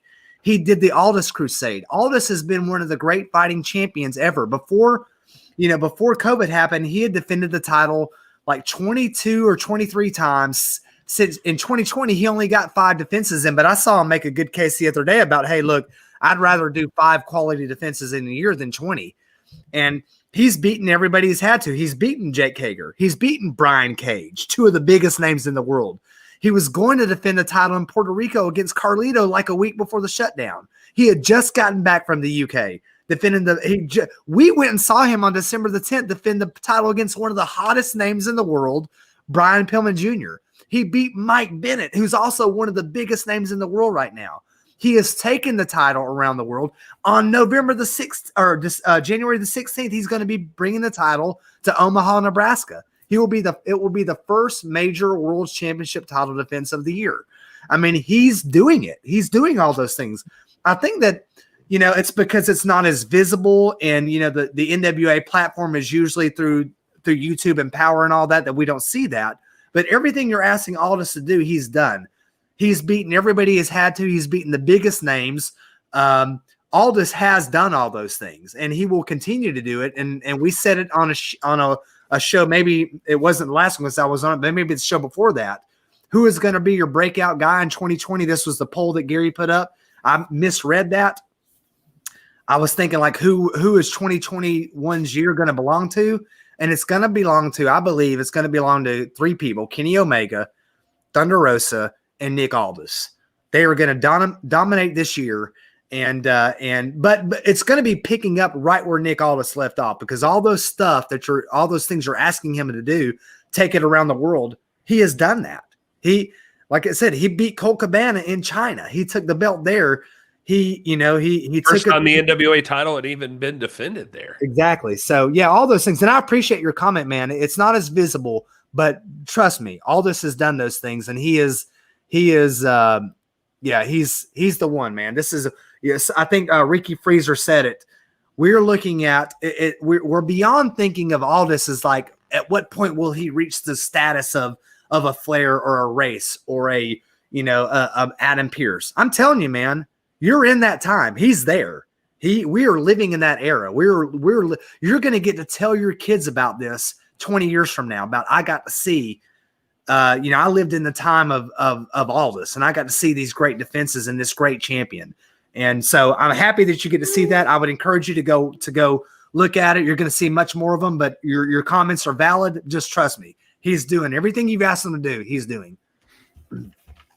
And he wants to. And so this pandemic has caused a lot of problems, but coming into this pandemic, I mean, the vaccine's out there. I think things are going to start opening up, hopefully on the other side of this year. And we're going to see, I promise you, Nick Aldis is ready to bust ass with that NWA World's Heavyweight Championship. He doesn't want these kind of discussions to even happen. He's ready to defend that title. It's just got to, the situation, the landscape has to change a little bit. And I guarantee you he's ready. If Kenny Omega, the belt collector, as Jedi Warrior is talking about here, if he wants to come and try to take the 10 pounds of gold, I guarantee Aldis would be happy to have him. And so this is all possible stuff. I mean, it just Aldis is out there as much as you can be. It's just the landscape has changed as far as visibility, or as far as what wrestling is right now. I mean, we're in a weird time, where it's easy to criticize WWE for the amount of viewership that they get, but also there's a crap ton of wrestling shows. There's so much wrestling. There's wrestling for every flavor, anything that you want. I mean, you got to be grateful for that part of it. I mean, between hopefully NWA Power coming back soon, and MLW and Impact and AEW and WWE, SmackDown, Raw, or NXT, and just all of these different things. Like it just Ring of Honor's out there doing their thing, and man, it's a cool time to be a wrestling fan. And so I think Aldis ranks right up there with the best of them for me personally, but I get it. I mean, you want to see him have more visibility. And to some people, the world champ will always be the one that everybody knows the name of, you know. Mm-hmm. I think that's a factor for some people. But no, Mad G27NY, the 30-day defense thing, that used to be a thing built into my brain too, but that was from my WWE days, I think. Yeah, that's a fixture too. That's a fixture of a different time. I know Bill Watts was big on that. I'm with you. I wish it was that way, but I think Mad G, you're making some great comments tonight. You made a comment about Aldis bringing the belt on AEW or WWE for that matter. I think Freezer would like to see that. I guarantee you the first one who would like to see that would be Aldis. But he doesn't do his own booking. He runs, the NWA front office does all that for him. He's not like he's unique. He's unique in the way that he works and the way he's allowed to work.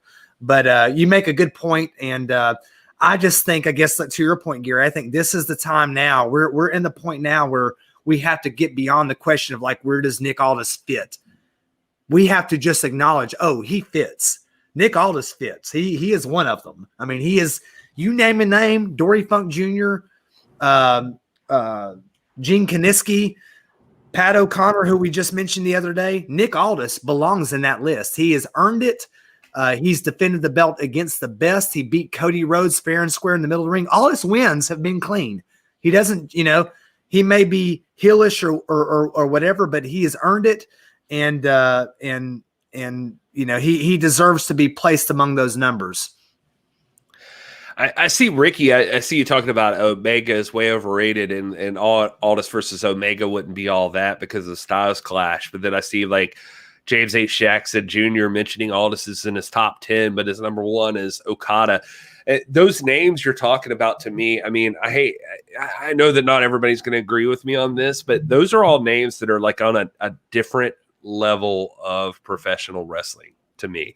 It's like when you take, like if we're just talking about female competitors, I mean, we could talk about like women that are great wrestlers all day long, but if you want to talk to me about a Thunder Rosa, or you want to talk to me about even Lindsay Snow at this point for me, and maybe like a Rhea Ripley, or something like that. These are people like a different level than they're people that, maybe you don't get how their styles would match up. And I know that it's not cool to say Omega's like this, but I think one of the reasons Omega, everybody knows his name, including you, and he's more well known than probably most of your favorite wrestlers, like Kenny Omega is known, is because he's a guy who goes in there and, dude, whoever he's up against, he figures out a way to make it work. He makes a match happen. And I think that Aldis and Omega, sure, it's weird to picture them in the same ring across from each other, but I feel like they would freaking piece it out, man. They would have a match. Like, they would know how to make their styles work together. So I'm interested in that all day long. Let's see here. Jason Fight saying, I know NWA's roster is small, but why has only Thunder Rosa appeared on AEW? Would love to see Murdoch or Pope on AEW Dark. Yeah. They would be. Go ahead, Will. We don't know how all that works. I mean, we're just wrestling fans who talk about it on the internet, but I can imagine. I mean, Thunder Rosa has proven that she's out there grinding. She's getting herself over. I imagine, not to speak out of turn, and Brian Rosa's in the chat, and he can correct me, but I think a lot of that was likely put together by her and things like that, and then blessed by Billy and the NWA to allow it to happen. Whereas, I don't know if those other guys are out there making that stuff happen. If they did and went out and created some of those opportunities, I'd imagine that we would see those guys on there. Because I feel like, Tony Khan's going to be open to the idea of putting some other, NWA belts on that show. He's already created the synergy with the Burke on Serena Deeb. I think the door's open. So I just feel like it's because those individuals haven't gone out and tried to make it happen. But that's a total assumption on my part. And you make that's a good point, Jason. I would say that if you look at the NWA and the AEW, there's been a lot of synergy between them. Thunder Rosa is the best example. She's the one that excites us the most, and we see her, man, we just freaking go nuts. But their roster is full of talent that are NWA alumnus. You know, from Ricky Starks to Eddie Kingston. You've got Jake Hager, Brian Cage. All of them have wrestled Nick Aldis. You've got Penelope Ford. All of the you've got on Dark. You've got what's the guy that's doing the that's doing the challenge right now? What's his name? Gosh, why does it escape me? He's doing the appearance challenge or the artistic challenge or whatever it's called. What's his name? He does the like the librarian thing, the academic. Peter Avalon. Peter Avalon. Peter Avalon. Yeah. Peter Avalon. If you look behind, that was the worst way to describe it, but yeah. So let me show you. I don't know if you can see this. This is the NWA 70th anniversary show. Now here's some names I want to read to you. This is the headline is Cody versus Nick Aldis, okay? But then you've got Tim Storm versus Peter Avalon. You got Crimson and Jack Stain versus Josephus. You got Barrett Brown versus Laredo Kid, by the way, who just wrestled Kenny Omega. You've got Jazz versus who? Penelope Ford. You've got Colt Cabana, Scorpio Sky, Sammy Guevara, Sam Shaw versus Willie Mack, Jay Bradley, Mike Perro, and Ricky Starks. The only point I'm showing you that, the only reason I'm showing you that is to show you that there has been a special unique kinship, a special relationship between the AEW and the NWA. And a lot of the talent that's on AEW right now is, in fact, NWA alumni. So your point is well taken. I would love to see Trevor Murdoch and the Pope in AEW. I think that'd be phenomenal. I'd love to see Nick Aldis show up there. But the NWA talent is, in fact, showing up. They're there all the time. Every show you're going to see NWA alumni. And the immediate guys that you think of, of course, are like Starks and who was Nick Aldis's #1 draft pick, and Eddie Kingston, one of the great talkers of our time. Let me say something too that I'm trying to figure out the best way to say this, because I feel like it's going to bury somebody by putting someone over. And so I want to be clear that I mean this with all due respect. So let me point out, for instance, Trevor Murdoch, talking to that dude is one of the best experiences of my life. I think that guy is one of the best dudes in the industry and one of my favorite wrestlers just because of how cool of a guy he is. So that established.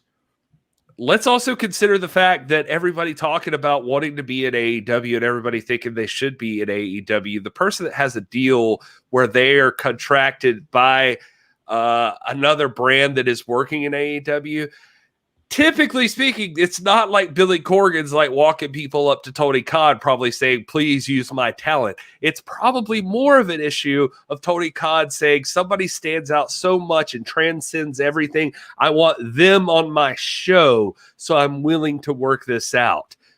Yeah. So who is that person? That person is Thunder Rosa. Thunder Rosa is the person on AEW, probably because Tony Khan is that woman is special and I need her on my show. And so it's a different scenario. I'd love to see 100 people on AEW Dynamite or WWE TV, but who's the person they're seeking out? Because really, realistically, they're the people with the leverage. So it's more Tony Khan seeking her than it is Billy just please use my people.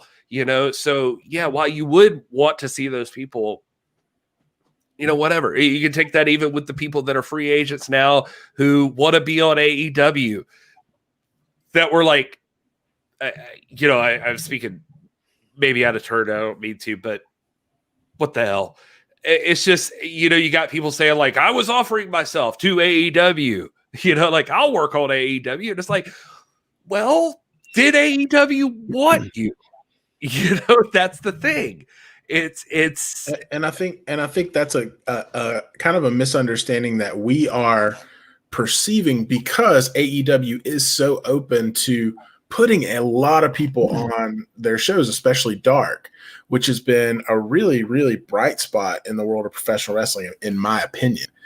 And but I think we've misinterpreted that as like they've got an open door for literally anybody to just walk in and have a match. It's not like that. I mean, they're still booking the shows.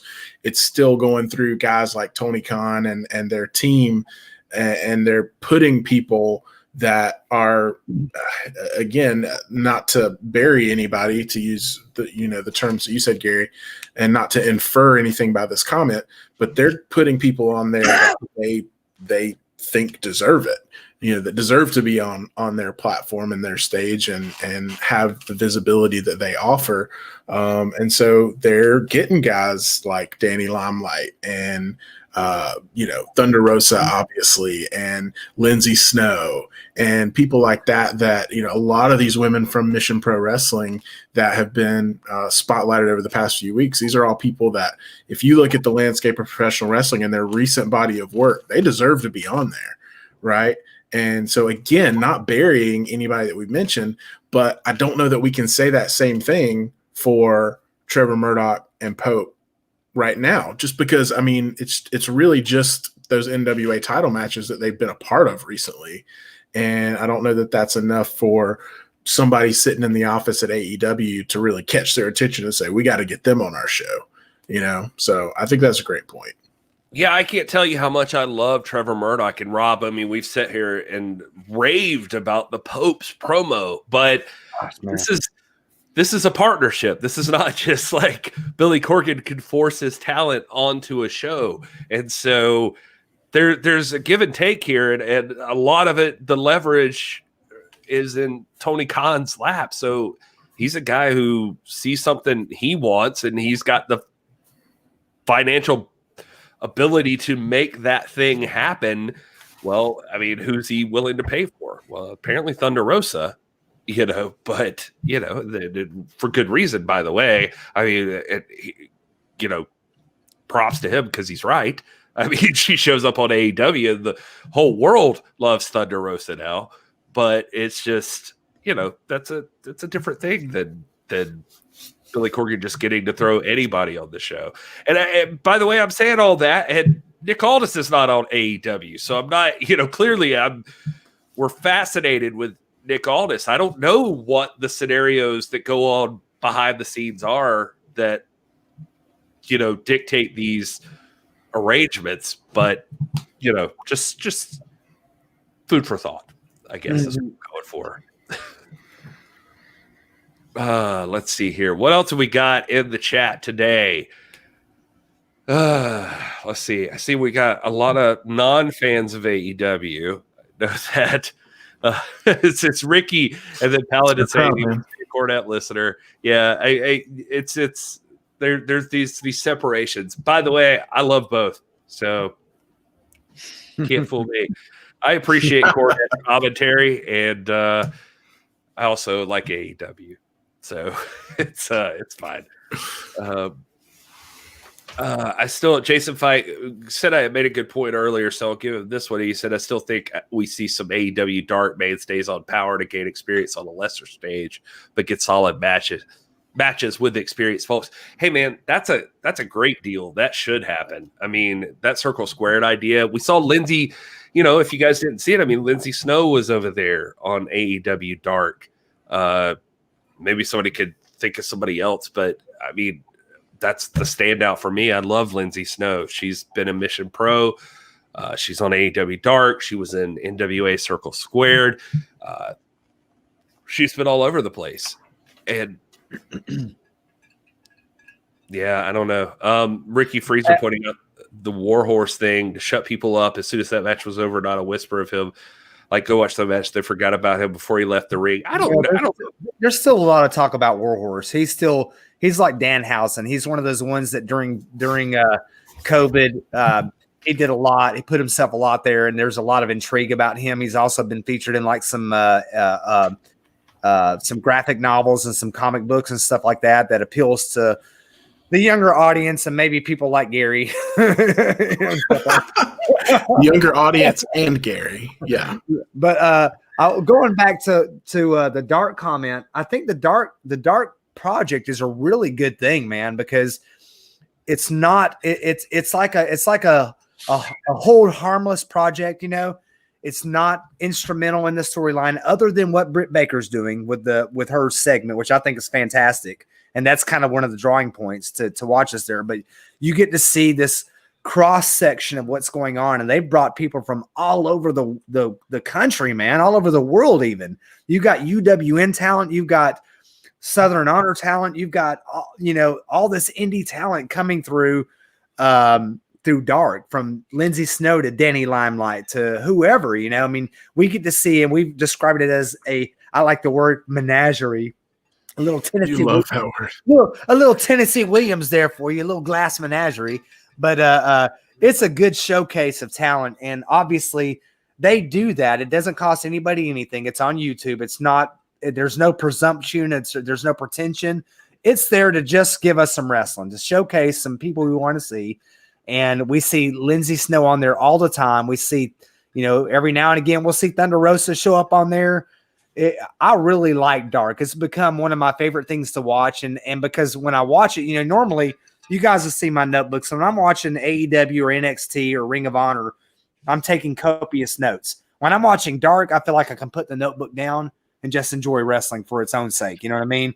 Dude, it's totally like an episode of WWF Superstars back in the day or something like that, like where you're just watching, like, who the stars are, who you got a good idea what's going on. I was so disappointed. I'll call them out right here. Wade Keller from PW Torch and Jason Powell from ProWrestling.net did a podcast together I was listening to today, and they both talked about AEW Dark, and they were like, what is this show? Why does it exist? Like, what are they, like blah, blah, blah. And it's just like, it's 2 hours every week. I hate to say it. People only have so much time and blah, blah, blah. And I'm like, it's kind of cool about AEW Dark. I'm like, it doesn't, there is stuff that carries over later and they'll reference back to it sometimes. But I mean, AEW Dark's just fun because you get to showcase talent, you get reps, you get like people in there to have some matches. AEW doesn't tour, nobody tours right now, but I mean it's to get people in there and to showcase them. And sometimes they've found people that have stood out. Well, and also, I mean, speaking of touring, I mean AEW Dark started when they were touring. They were in different cities every week. So it was a chance for them to pull in some local talent wherever they were. So that was kind of the main idea. I mean, we're in a holding pattern right now where everything's kind of stationary. So I would expect to see that change a little bit once these guys get back on the road. But I think they've done a great job with it. I agree with you, Will. And I think like if they start a tour and they say they come to Chattanooga, let me tell you, we were talking earlier about match of the year candidates. I saw a match last night at the American Wrestling Federation at the Circus Tent Arena Ringgold between two of my favorite guys ever, Alex Taylor and Chris Crunk.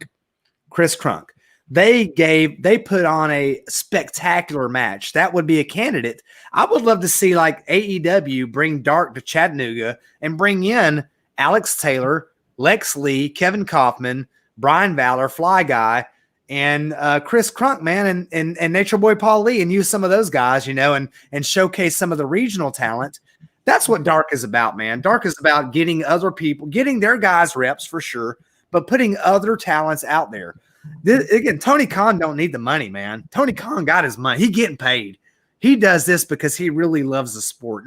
And I know James Lawrence has been critical of AEW, but even he will tell you that that there is a certain acknowledgement and a rooting in the past that he respects. And the Dark Project, I think, is one of the best things for wrestling because it gives a lot of people an audience. I fully expect to see like Dream Girl Ellie and Dylan McQueen and some of those guys on Dark. I fully expect to see those guys that we've seen up close that are so awesome. I fully expect to see those guys on Dark, and that's to Tony Khan's credit. Ellie's already been on Dark. Yeah, that's true. times. That's true. So- Yeah, you're right. You're right. Well, and if we're gonna throw a name like James Lawrence, I got to throw this in there that he threw in the chat. I just want to say I've been good in keeping my disdain of AEW to a minimum. I deserve a cookie. You do deserve a cookie, James. Cookies in the mail. Your cookies in the mail. Because Bro. James understands the business, man, and he understands the big picture. Yeah. It's not his style, but he knows that what they're doing is legitimate. And what James Lawrence, if you look at like NWA Gold, the stuff he's doing on social media, this Joker loves history. That's what he's about. And so when even James Lawrence will tell you, when they bring out Tully Blanchard and Arn Anderson and Sting, there's something inside James Lawrence that's cracking up and smiling. Man, he loves that stuff. I promise you he does. Well, we'll just spotlight this mic drop comment here, just because I always love when Front Row schools us all, puts us all in our place. We could debate it, but again, choose what you like and, ignore what you don't like. I think, it's fun to debate it, but at a certain point, it does become harmful to wrestling overall to just not let people enjoy what they like, Well, I think you don't get, you shouldn't judge folks too much on what they like. I mean, it is what it is. I mean, I saw the conversation, by the way, going on about Warhorse in the chat. And, there was the discussion about whether he deserved the spot or not. I would say that literally, I can tell you right now, the only Warhorse match I've ever seen in my entire life is the Warhorse match against Cody Rhodes on AEW. And I 100% think he deserved it. Like, I think he earned that spot. Whatever he mastered, whether or not it be his wrestling ability or his just ability to market himself as a competitor, he got his name out there. He made himself, and he put himself in a position that enough people demanded Warhorse that AEW, Tony Khan, Cody Rhodes, whoever you want to say it was, felt it in their best interest to we should acknowledge that this person's out there. The same thing happened to Eddie Kingston, by the way. And Eddie Kingston out there calling people out at independent shows. Same thing, got him recognized. He showed up. Eddie Kingston, well, I'd be a dude who would probably tell you Eddie Kingston is a once-in-a-lifetime talent, as far as especially on the microphone. So, maybe I'm biased, but, he got a spot. Warhorse didn't. That doesn't mean anything except that at the time that it happened, they didn't have a spot for Warhorse and they had a spot for Eddie Kingston. But did Warhorse earn the opportunity to attempt a spot on AEW? I don't see how you could deny that. I don't get the argument there. Yeah, I mean, you gotta then if you're saying he didn't, and you have to be either making a comment about like his quality of in-ring work, and you're getting really technical, because I think that's, I mean, we've seen a lot of great guys not have the best matches, but Warhorse definitely has the body of work. So it's either got to be an issue about the quality of in-ring work, or it has to be something about his presentation or his marketability. You can't deny. I don't see how anyone can reasonably deny that Warhorse is not one of the most intriguing names out there. I mean, well, it could just be they don't have a spot for that character, like him as a performer. Like, well, it's like when Ricky Starks walked on, they were like, Tony Khan said is immediately sorry to jump in, Will, but he said immediately he saw Ricky Starks out there wrestling, and he was like, I totally know what I could do with this guy. And it was just like, it just clicked for him, and that Ricky Starks got the thing. But anyway, to your point, yeah. I mean, at the end of the day, it's kind of what I was saying earlier about Dark. I mean, I think we have the misconception that anybody can just stroll into AEW, and if they're good, quote unquote, they'll get a contract. It still doesn't work that way. I mean, Tony Khan is a different type of owner, and yes, the guys in the elite are EVPs of the company, so they have a say in a lot of that stuff. So yeah, you're going to see a lot of their favorite guys. Of course, they're running the promotion, so that shouldn't be a shocker or like something that's talk down about. Like, if you were running a promotion, would you not hire the people that you liked? I mean, that's just how the business works. But I mean, I think, again, we have this misconception that anybody can walk in, and if they don't get a contract, that means they're not good. I don't think that means they're not good. I just think it means it's not the spot for them right now. So, just keep an open mind about it, and remember that, this is a promotion being run by performers, whether or not you are a fan of that or not. It's the reality. And Tony Khan is not Vince McMahon. He's a little more of a fanboy, and I think there are upsides and downsides to that. So I gotta ask, I mean, what does this comment mean? The elite hold true stars back, period. Like, I don't get it. I think he's probably saying that they're pushing, your Adam Pages and your Young Bucks at the expense of people like maybe Ricky Starks or Brian Cage, like that. This is definitely a comment I'm going to need some examples of, because from my standpoint, I kind of thought that was going to happen, to be honest. I thought Kenny Omega would be the first world champion in AEW. It's been a year and a half before he even got a shot, or not got a shot, but got the belt. I thought Cody was going to be world champ very soon. He actually has never been world champ. And, I thought the Young Bucks were immediately going to be tag champs. It took them over a year to get there. So, yeah, I'm going to need some more context about that comment, because so far I believe the opposite. I believe that they've come in and really made it a point to elevate some other people, because the names, if you ask me who's the shining stars of AEW, I'm probably not going to name the elite at the top of that list just because of the way they present the whole roster. So Kenny Omega maybe pops up, but just recently, like, I think the Young Bucks. Oh yeah, ask me 6 months ago. I'm not saying Kenny Omega. 6 months ago. No, I was going to say. I mean, the Young Bucks. I would say, like, held themselves back to the detriment of the division. Like, I feel like the Young Bucks were like trying to stay out of it. I would say Kenny Omega tried to stay out of it so long that people were just even like, "Who the hell were mad about it? Kenny Omega?" And it's people it took so long for Kenny to get to this point that people were upset about it. They were saying he should go back to New Japan. Like, he was getting buried, because we love to talk about people getting buried. That's because he was the baby of all babies, just like the Young Bucks were, and so I think there was a sensitivity to the fact that they weren't very palatable in the way they were packaged. And I think what they've recently done with the Young Bucks and Kenny Omega is money. I love that. But I think that, I don't want to be too critical of Ricky Freezer here. I think his point that he's making is like, it's all been about whether they've got the belts or not. It's been the stories have been about Cody and have been about the Young Bucks and Kenny and those guys, and not Ricky Starks and Brian Cage and those guys. So I think he makes a relevant point. I just don't know that there's a deliberate holding back. I think you have to understand that there's a body of people that have built this promotion, and Adam Page and the Young Bucks and Kenny Omega and Cody they're all part of that building of the promotion. But it's not anything nefarious or like, it's so unbelievable that these are the guys that are getting promoted and other guys aren't. To me, like, Ricky Starks Ricky Starks and Darby Allin should be tearing up that TNT scene. You know what I mean? Ricky Starks should be very much in that discussion, and now he's kind of like a tool to move other things along. And then you've got others like Brian Cage. Why is Brian Cage not in the world title picture? This guy is massive. He's wrestled Nick Aldis. He's a credible guy. He looks good. He talks good. He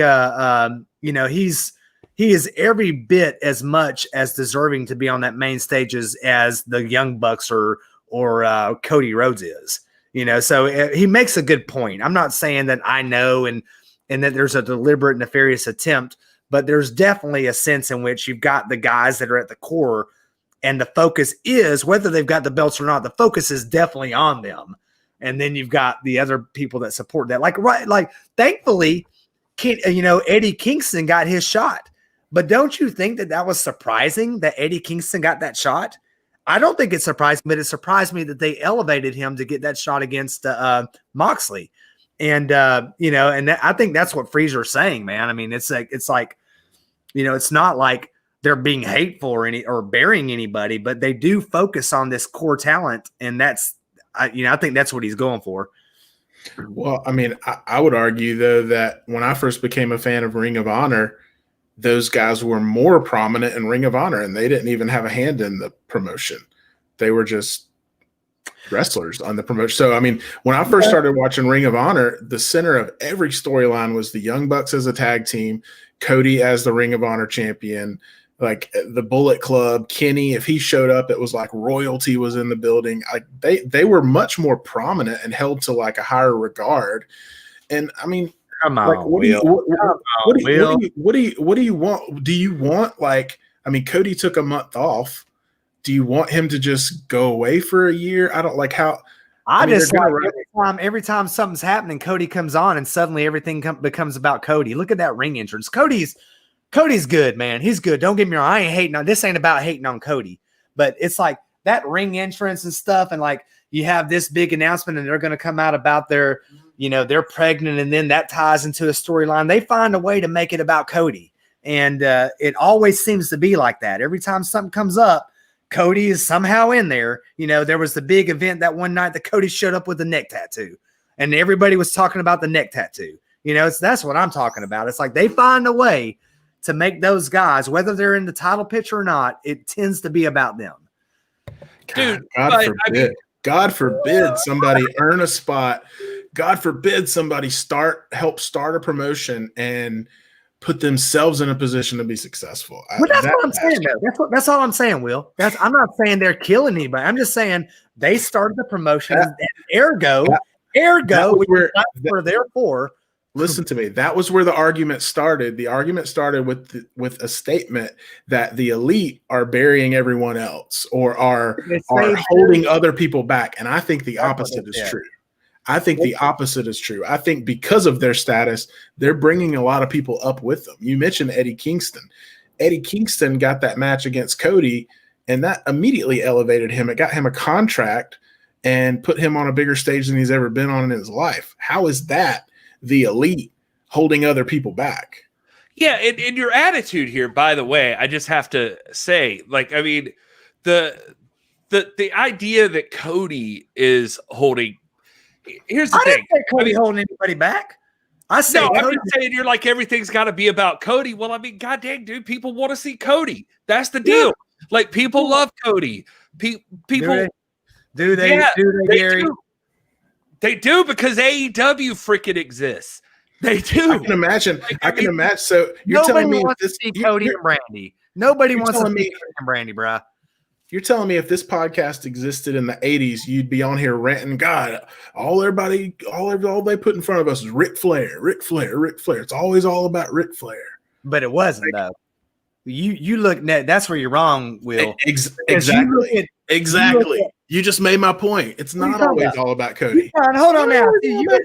You trying to Cody pulled himself out of the goddamn world title picture. He's not even letting himself be a world champion, by the way. And I get it. I see Ricky Freezer in there. I see people talking about it. They're really talking about Dustin's in the best shape of his life. Dustin's a better wrestler. Hey, man, I love some Dustin Rhodes. I think Dustin Rhodes is a badass. Dustin Rhodes is as good now as he's ever been. And could be at the top of any card. No, hold on, all of y'all, man. I'm going on my Twitter. Right now. I'm about to go on an unfriend frenzy, bruh. I'm going on an unfrenzy. Who's hold on? No, what would Dustin Rhodes be doing right now if Cody Rhodes didn't do what he did? What would Dustin Rhodes be doing right now? Yeah. Dustin Rhodes ain't never depended on Cody. He's on Raw Legends night, showing up his gold dust, stroking his chest. Dustin Rhodes ain't never, like, I don't know. That's where you're wrong, Aaron. That's where you're wrong, Will. Dustin Rhodes ain't never depended on no Cody Rhodes. Freaking out Sheamus by biting his lips or something. And that's what you're doing. You know what? You crossed the line, Gary. Dustin Rhodes ain't never depended on no doggone Cody. Ain't nobody ever depended on no Cody. The only person ever depended on Cody was Brandy. Cody versus Nick Aldis at All In was one of the biggest main events in the history of professional wrestling just And because that's the only reason you got an AEW, because of Nick Aldis. That's the only reason. I'm just saying. Plus Tony All Khan. it was a proof of concept Rob, for Rob, AEW listen. to exist. Listen, Rob, what's going on, man? Something going on at home? You I need to talk. feel like it's me in Front Row and Ricky Freezer against the world right now. It might be. We might need to set up a little triple threat. Dude, I'm just saying, this is not me knocking Dustin Rhodes. Please don't take that the wrong way, because I think Dustin Rhodes is amazing. I want Dustin Rhodes to have more and more spotlight. I think he's one of the best in the business, and he's a guy who is historically undervalued constantly in his life. Like the best run he had was probably like up until the point he like battled in a parking lot brawl with Roddy Piper for the Intercontinental title as Gold Dust.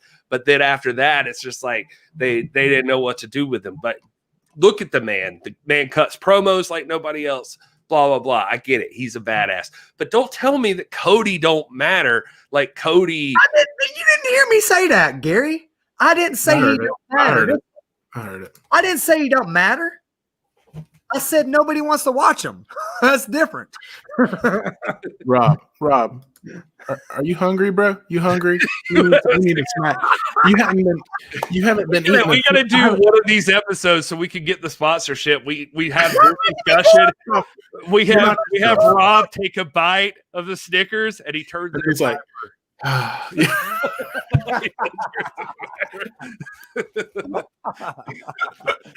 I'm sorry, guys. I'm so sorry. I don't know what happened.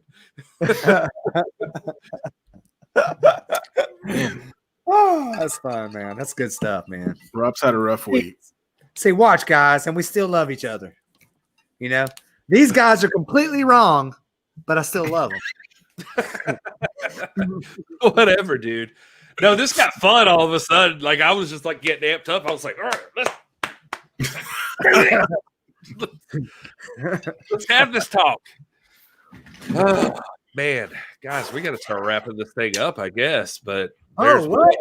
For the Intercontinental Championship, the greatest wrestling title that ever existed.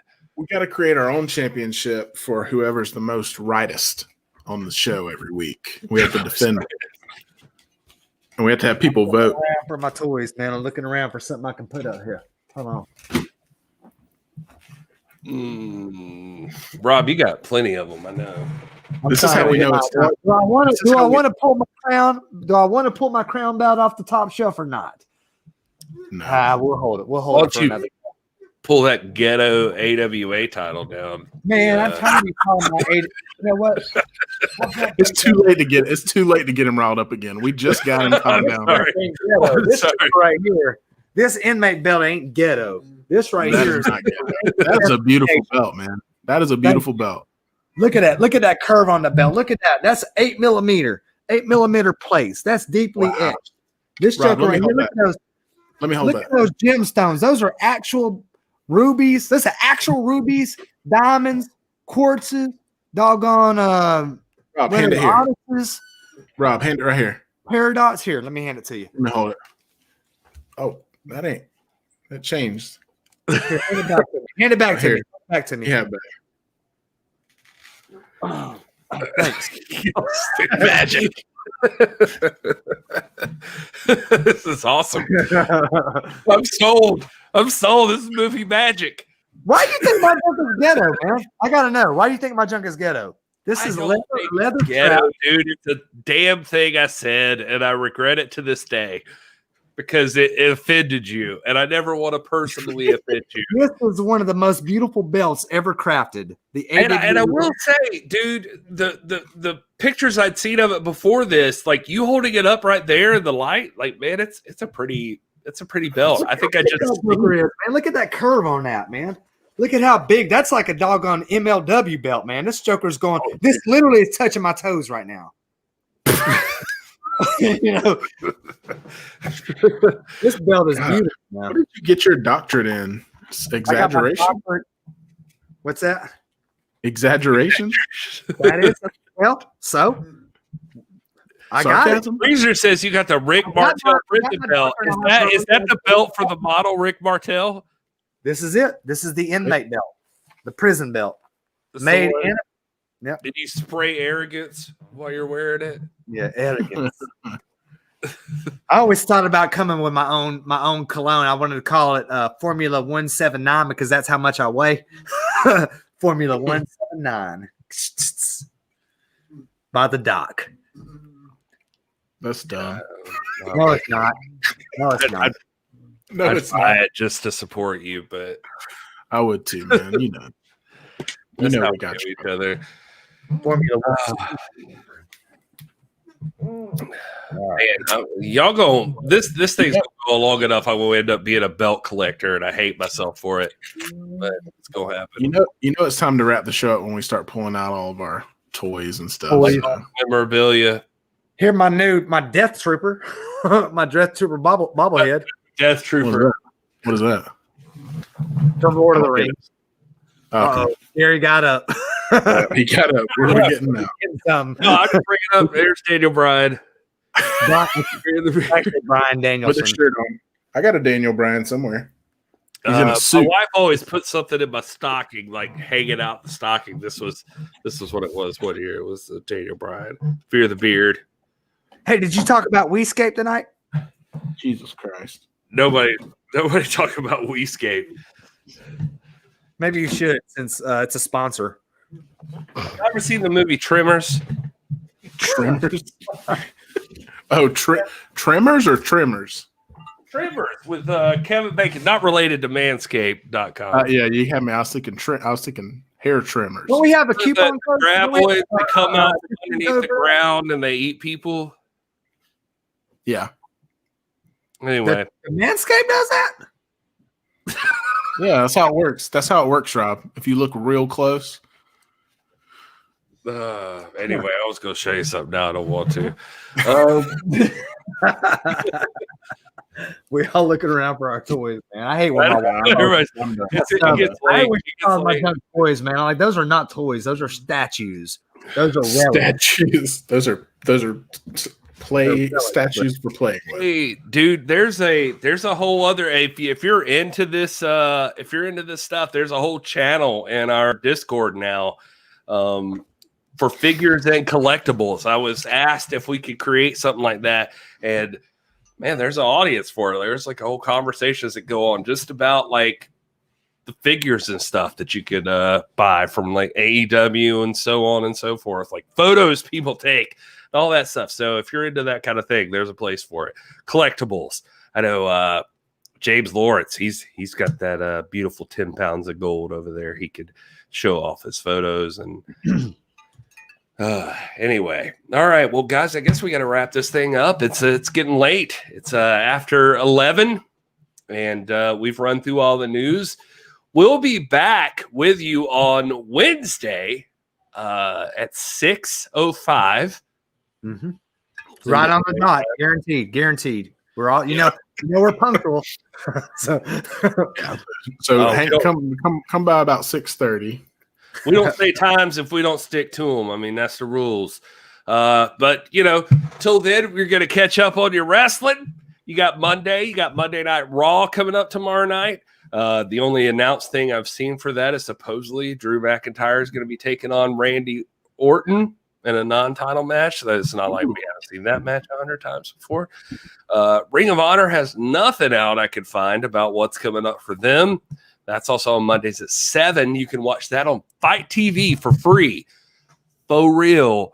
Dude, you got to get on that Ring of Honor. Ring of Honor is really good. 7 p.m. Monday nights on Fight TV. Even if you watch it later on demand, it's a great show. It really has been. They're even doing this thing now. I don't know if you guys have seen it on the Twitter, like the hashtag Choose Your Honor. They want you to say, like, who are the people you like? Who do you want to see fight who? They're asking for opinions on what the fan base wants to happen. And so very cool. Anyway, the AEW Dark lineup right now, you got Mike Verna versus Ricky Starks, Red Velvet versus Leva Bates, The Varsity Bloods, Brian Pillman Jr. and Griff Garrison versus Lee Johnson and Aaron Solo. Louis Valley versus the Powerhouse Hobbs. Ryzen and Fuego del Sol versus Luchasaurus and Jungle Boy. Alex Reynolds and John Silver are taking on KC Navarro and El Australiano. Anna Jay versus Alex Gracia. Alex Gracia, by the way, Mission Pro alumni, and she's been getting some wins. I don't know if you guys have seen that. She's actually been winning matches. That's cool. So she's going up against Anna Jay. Black Baron and Nick Camarado versus Bear Country. I'm a big fan of Bear Country. If you guys haven't caught that, Bear. They're fun, man. You got NWA Women's Champion Serena Deeb going up against Tasha Price. Ty Conti versus Marty Daniels. The Dark Order in a big tag match. Evil Uno, Stu Grayson, Colt Cabano, 5 and 10 are taking on Sean Dean, Zach Clayton, Adam Priest, Danny Limelight, and Very Morales. And then the Chaos Project, Serpentico and Luther are taking on Top Flight. All on AEW Dark. You can check that out. NXT, not much has been announced for. And then AEW Dynamite. Darby Allin versus Brian Cage for the TNT Championships happening. Pac versus Eddie Kingston.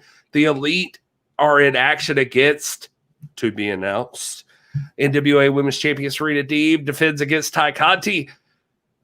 Dr. Britt Baker's Waiting Room featuring Cody Rhodes. Chuck Taylor versus Miro, where if Chuck Taylor loses, he has to become Miro's young boy. Ooh. Yeah.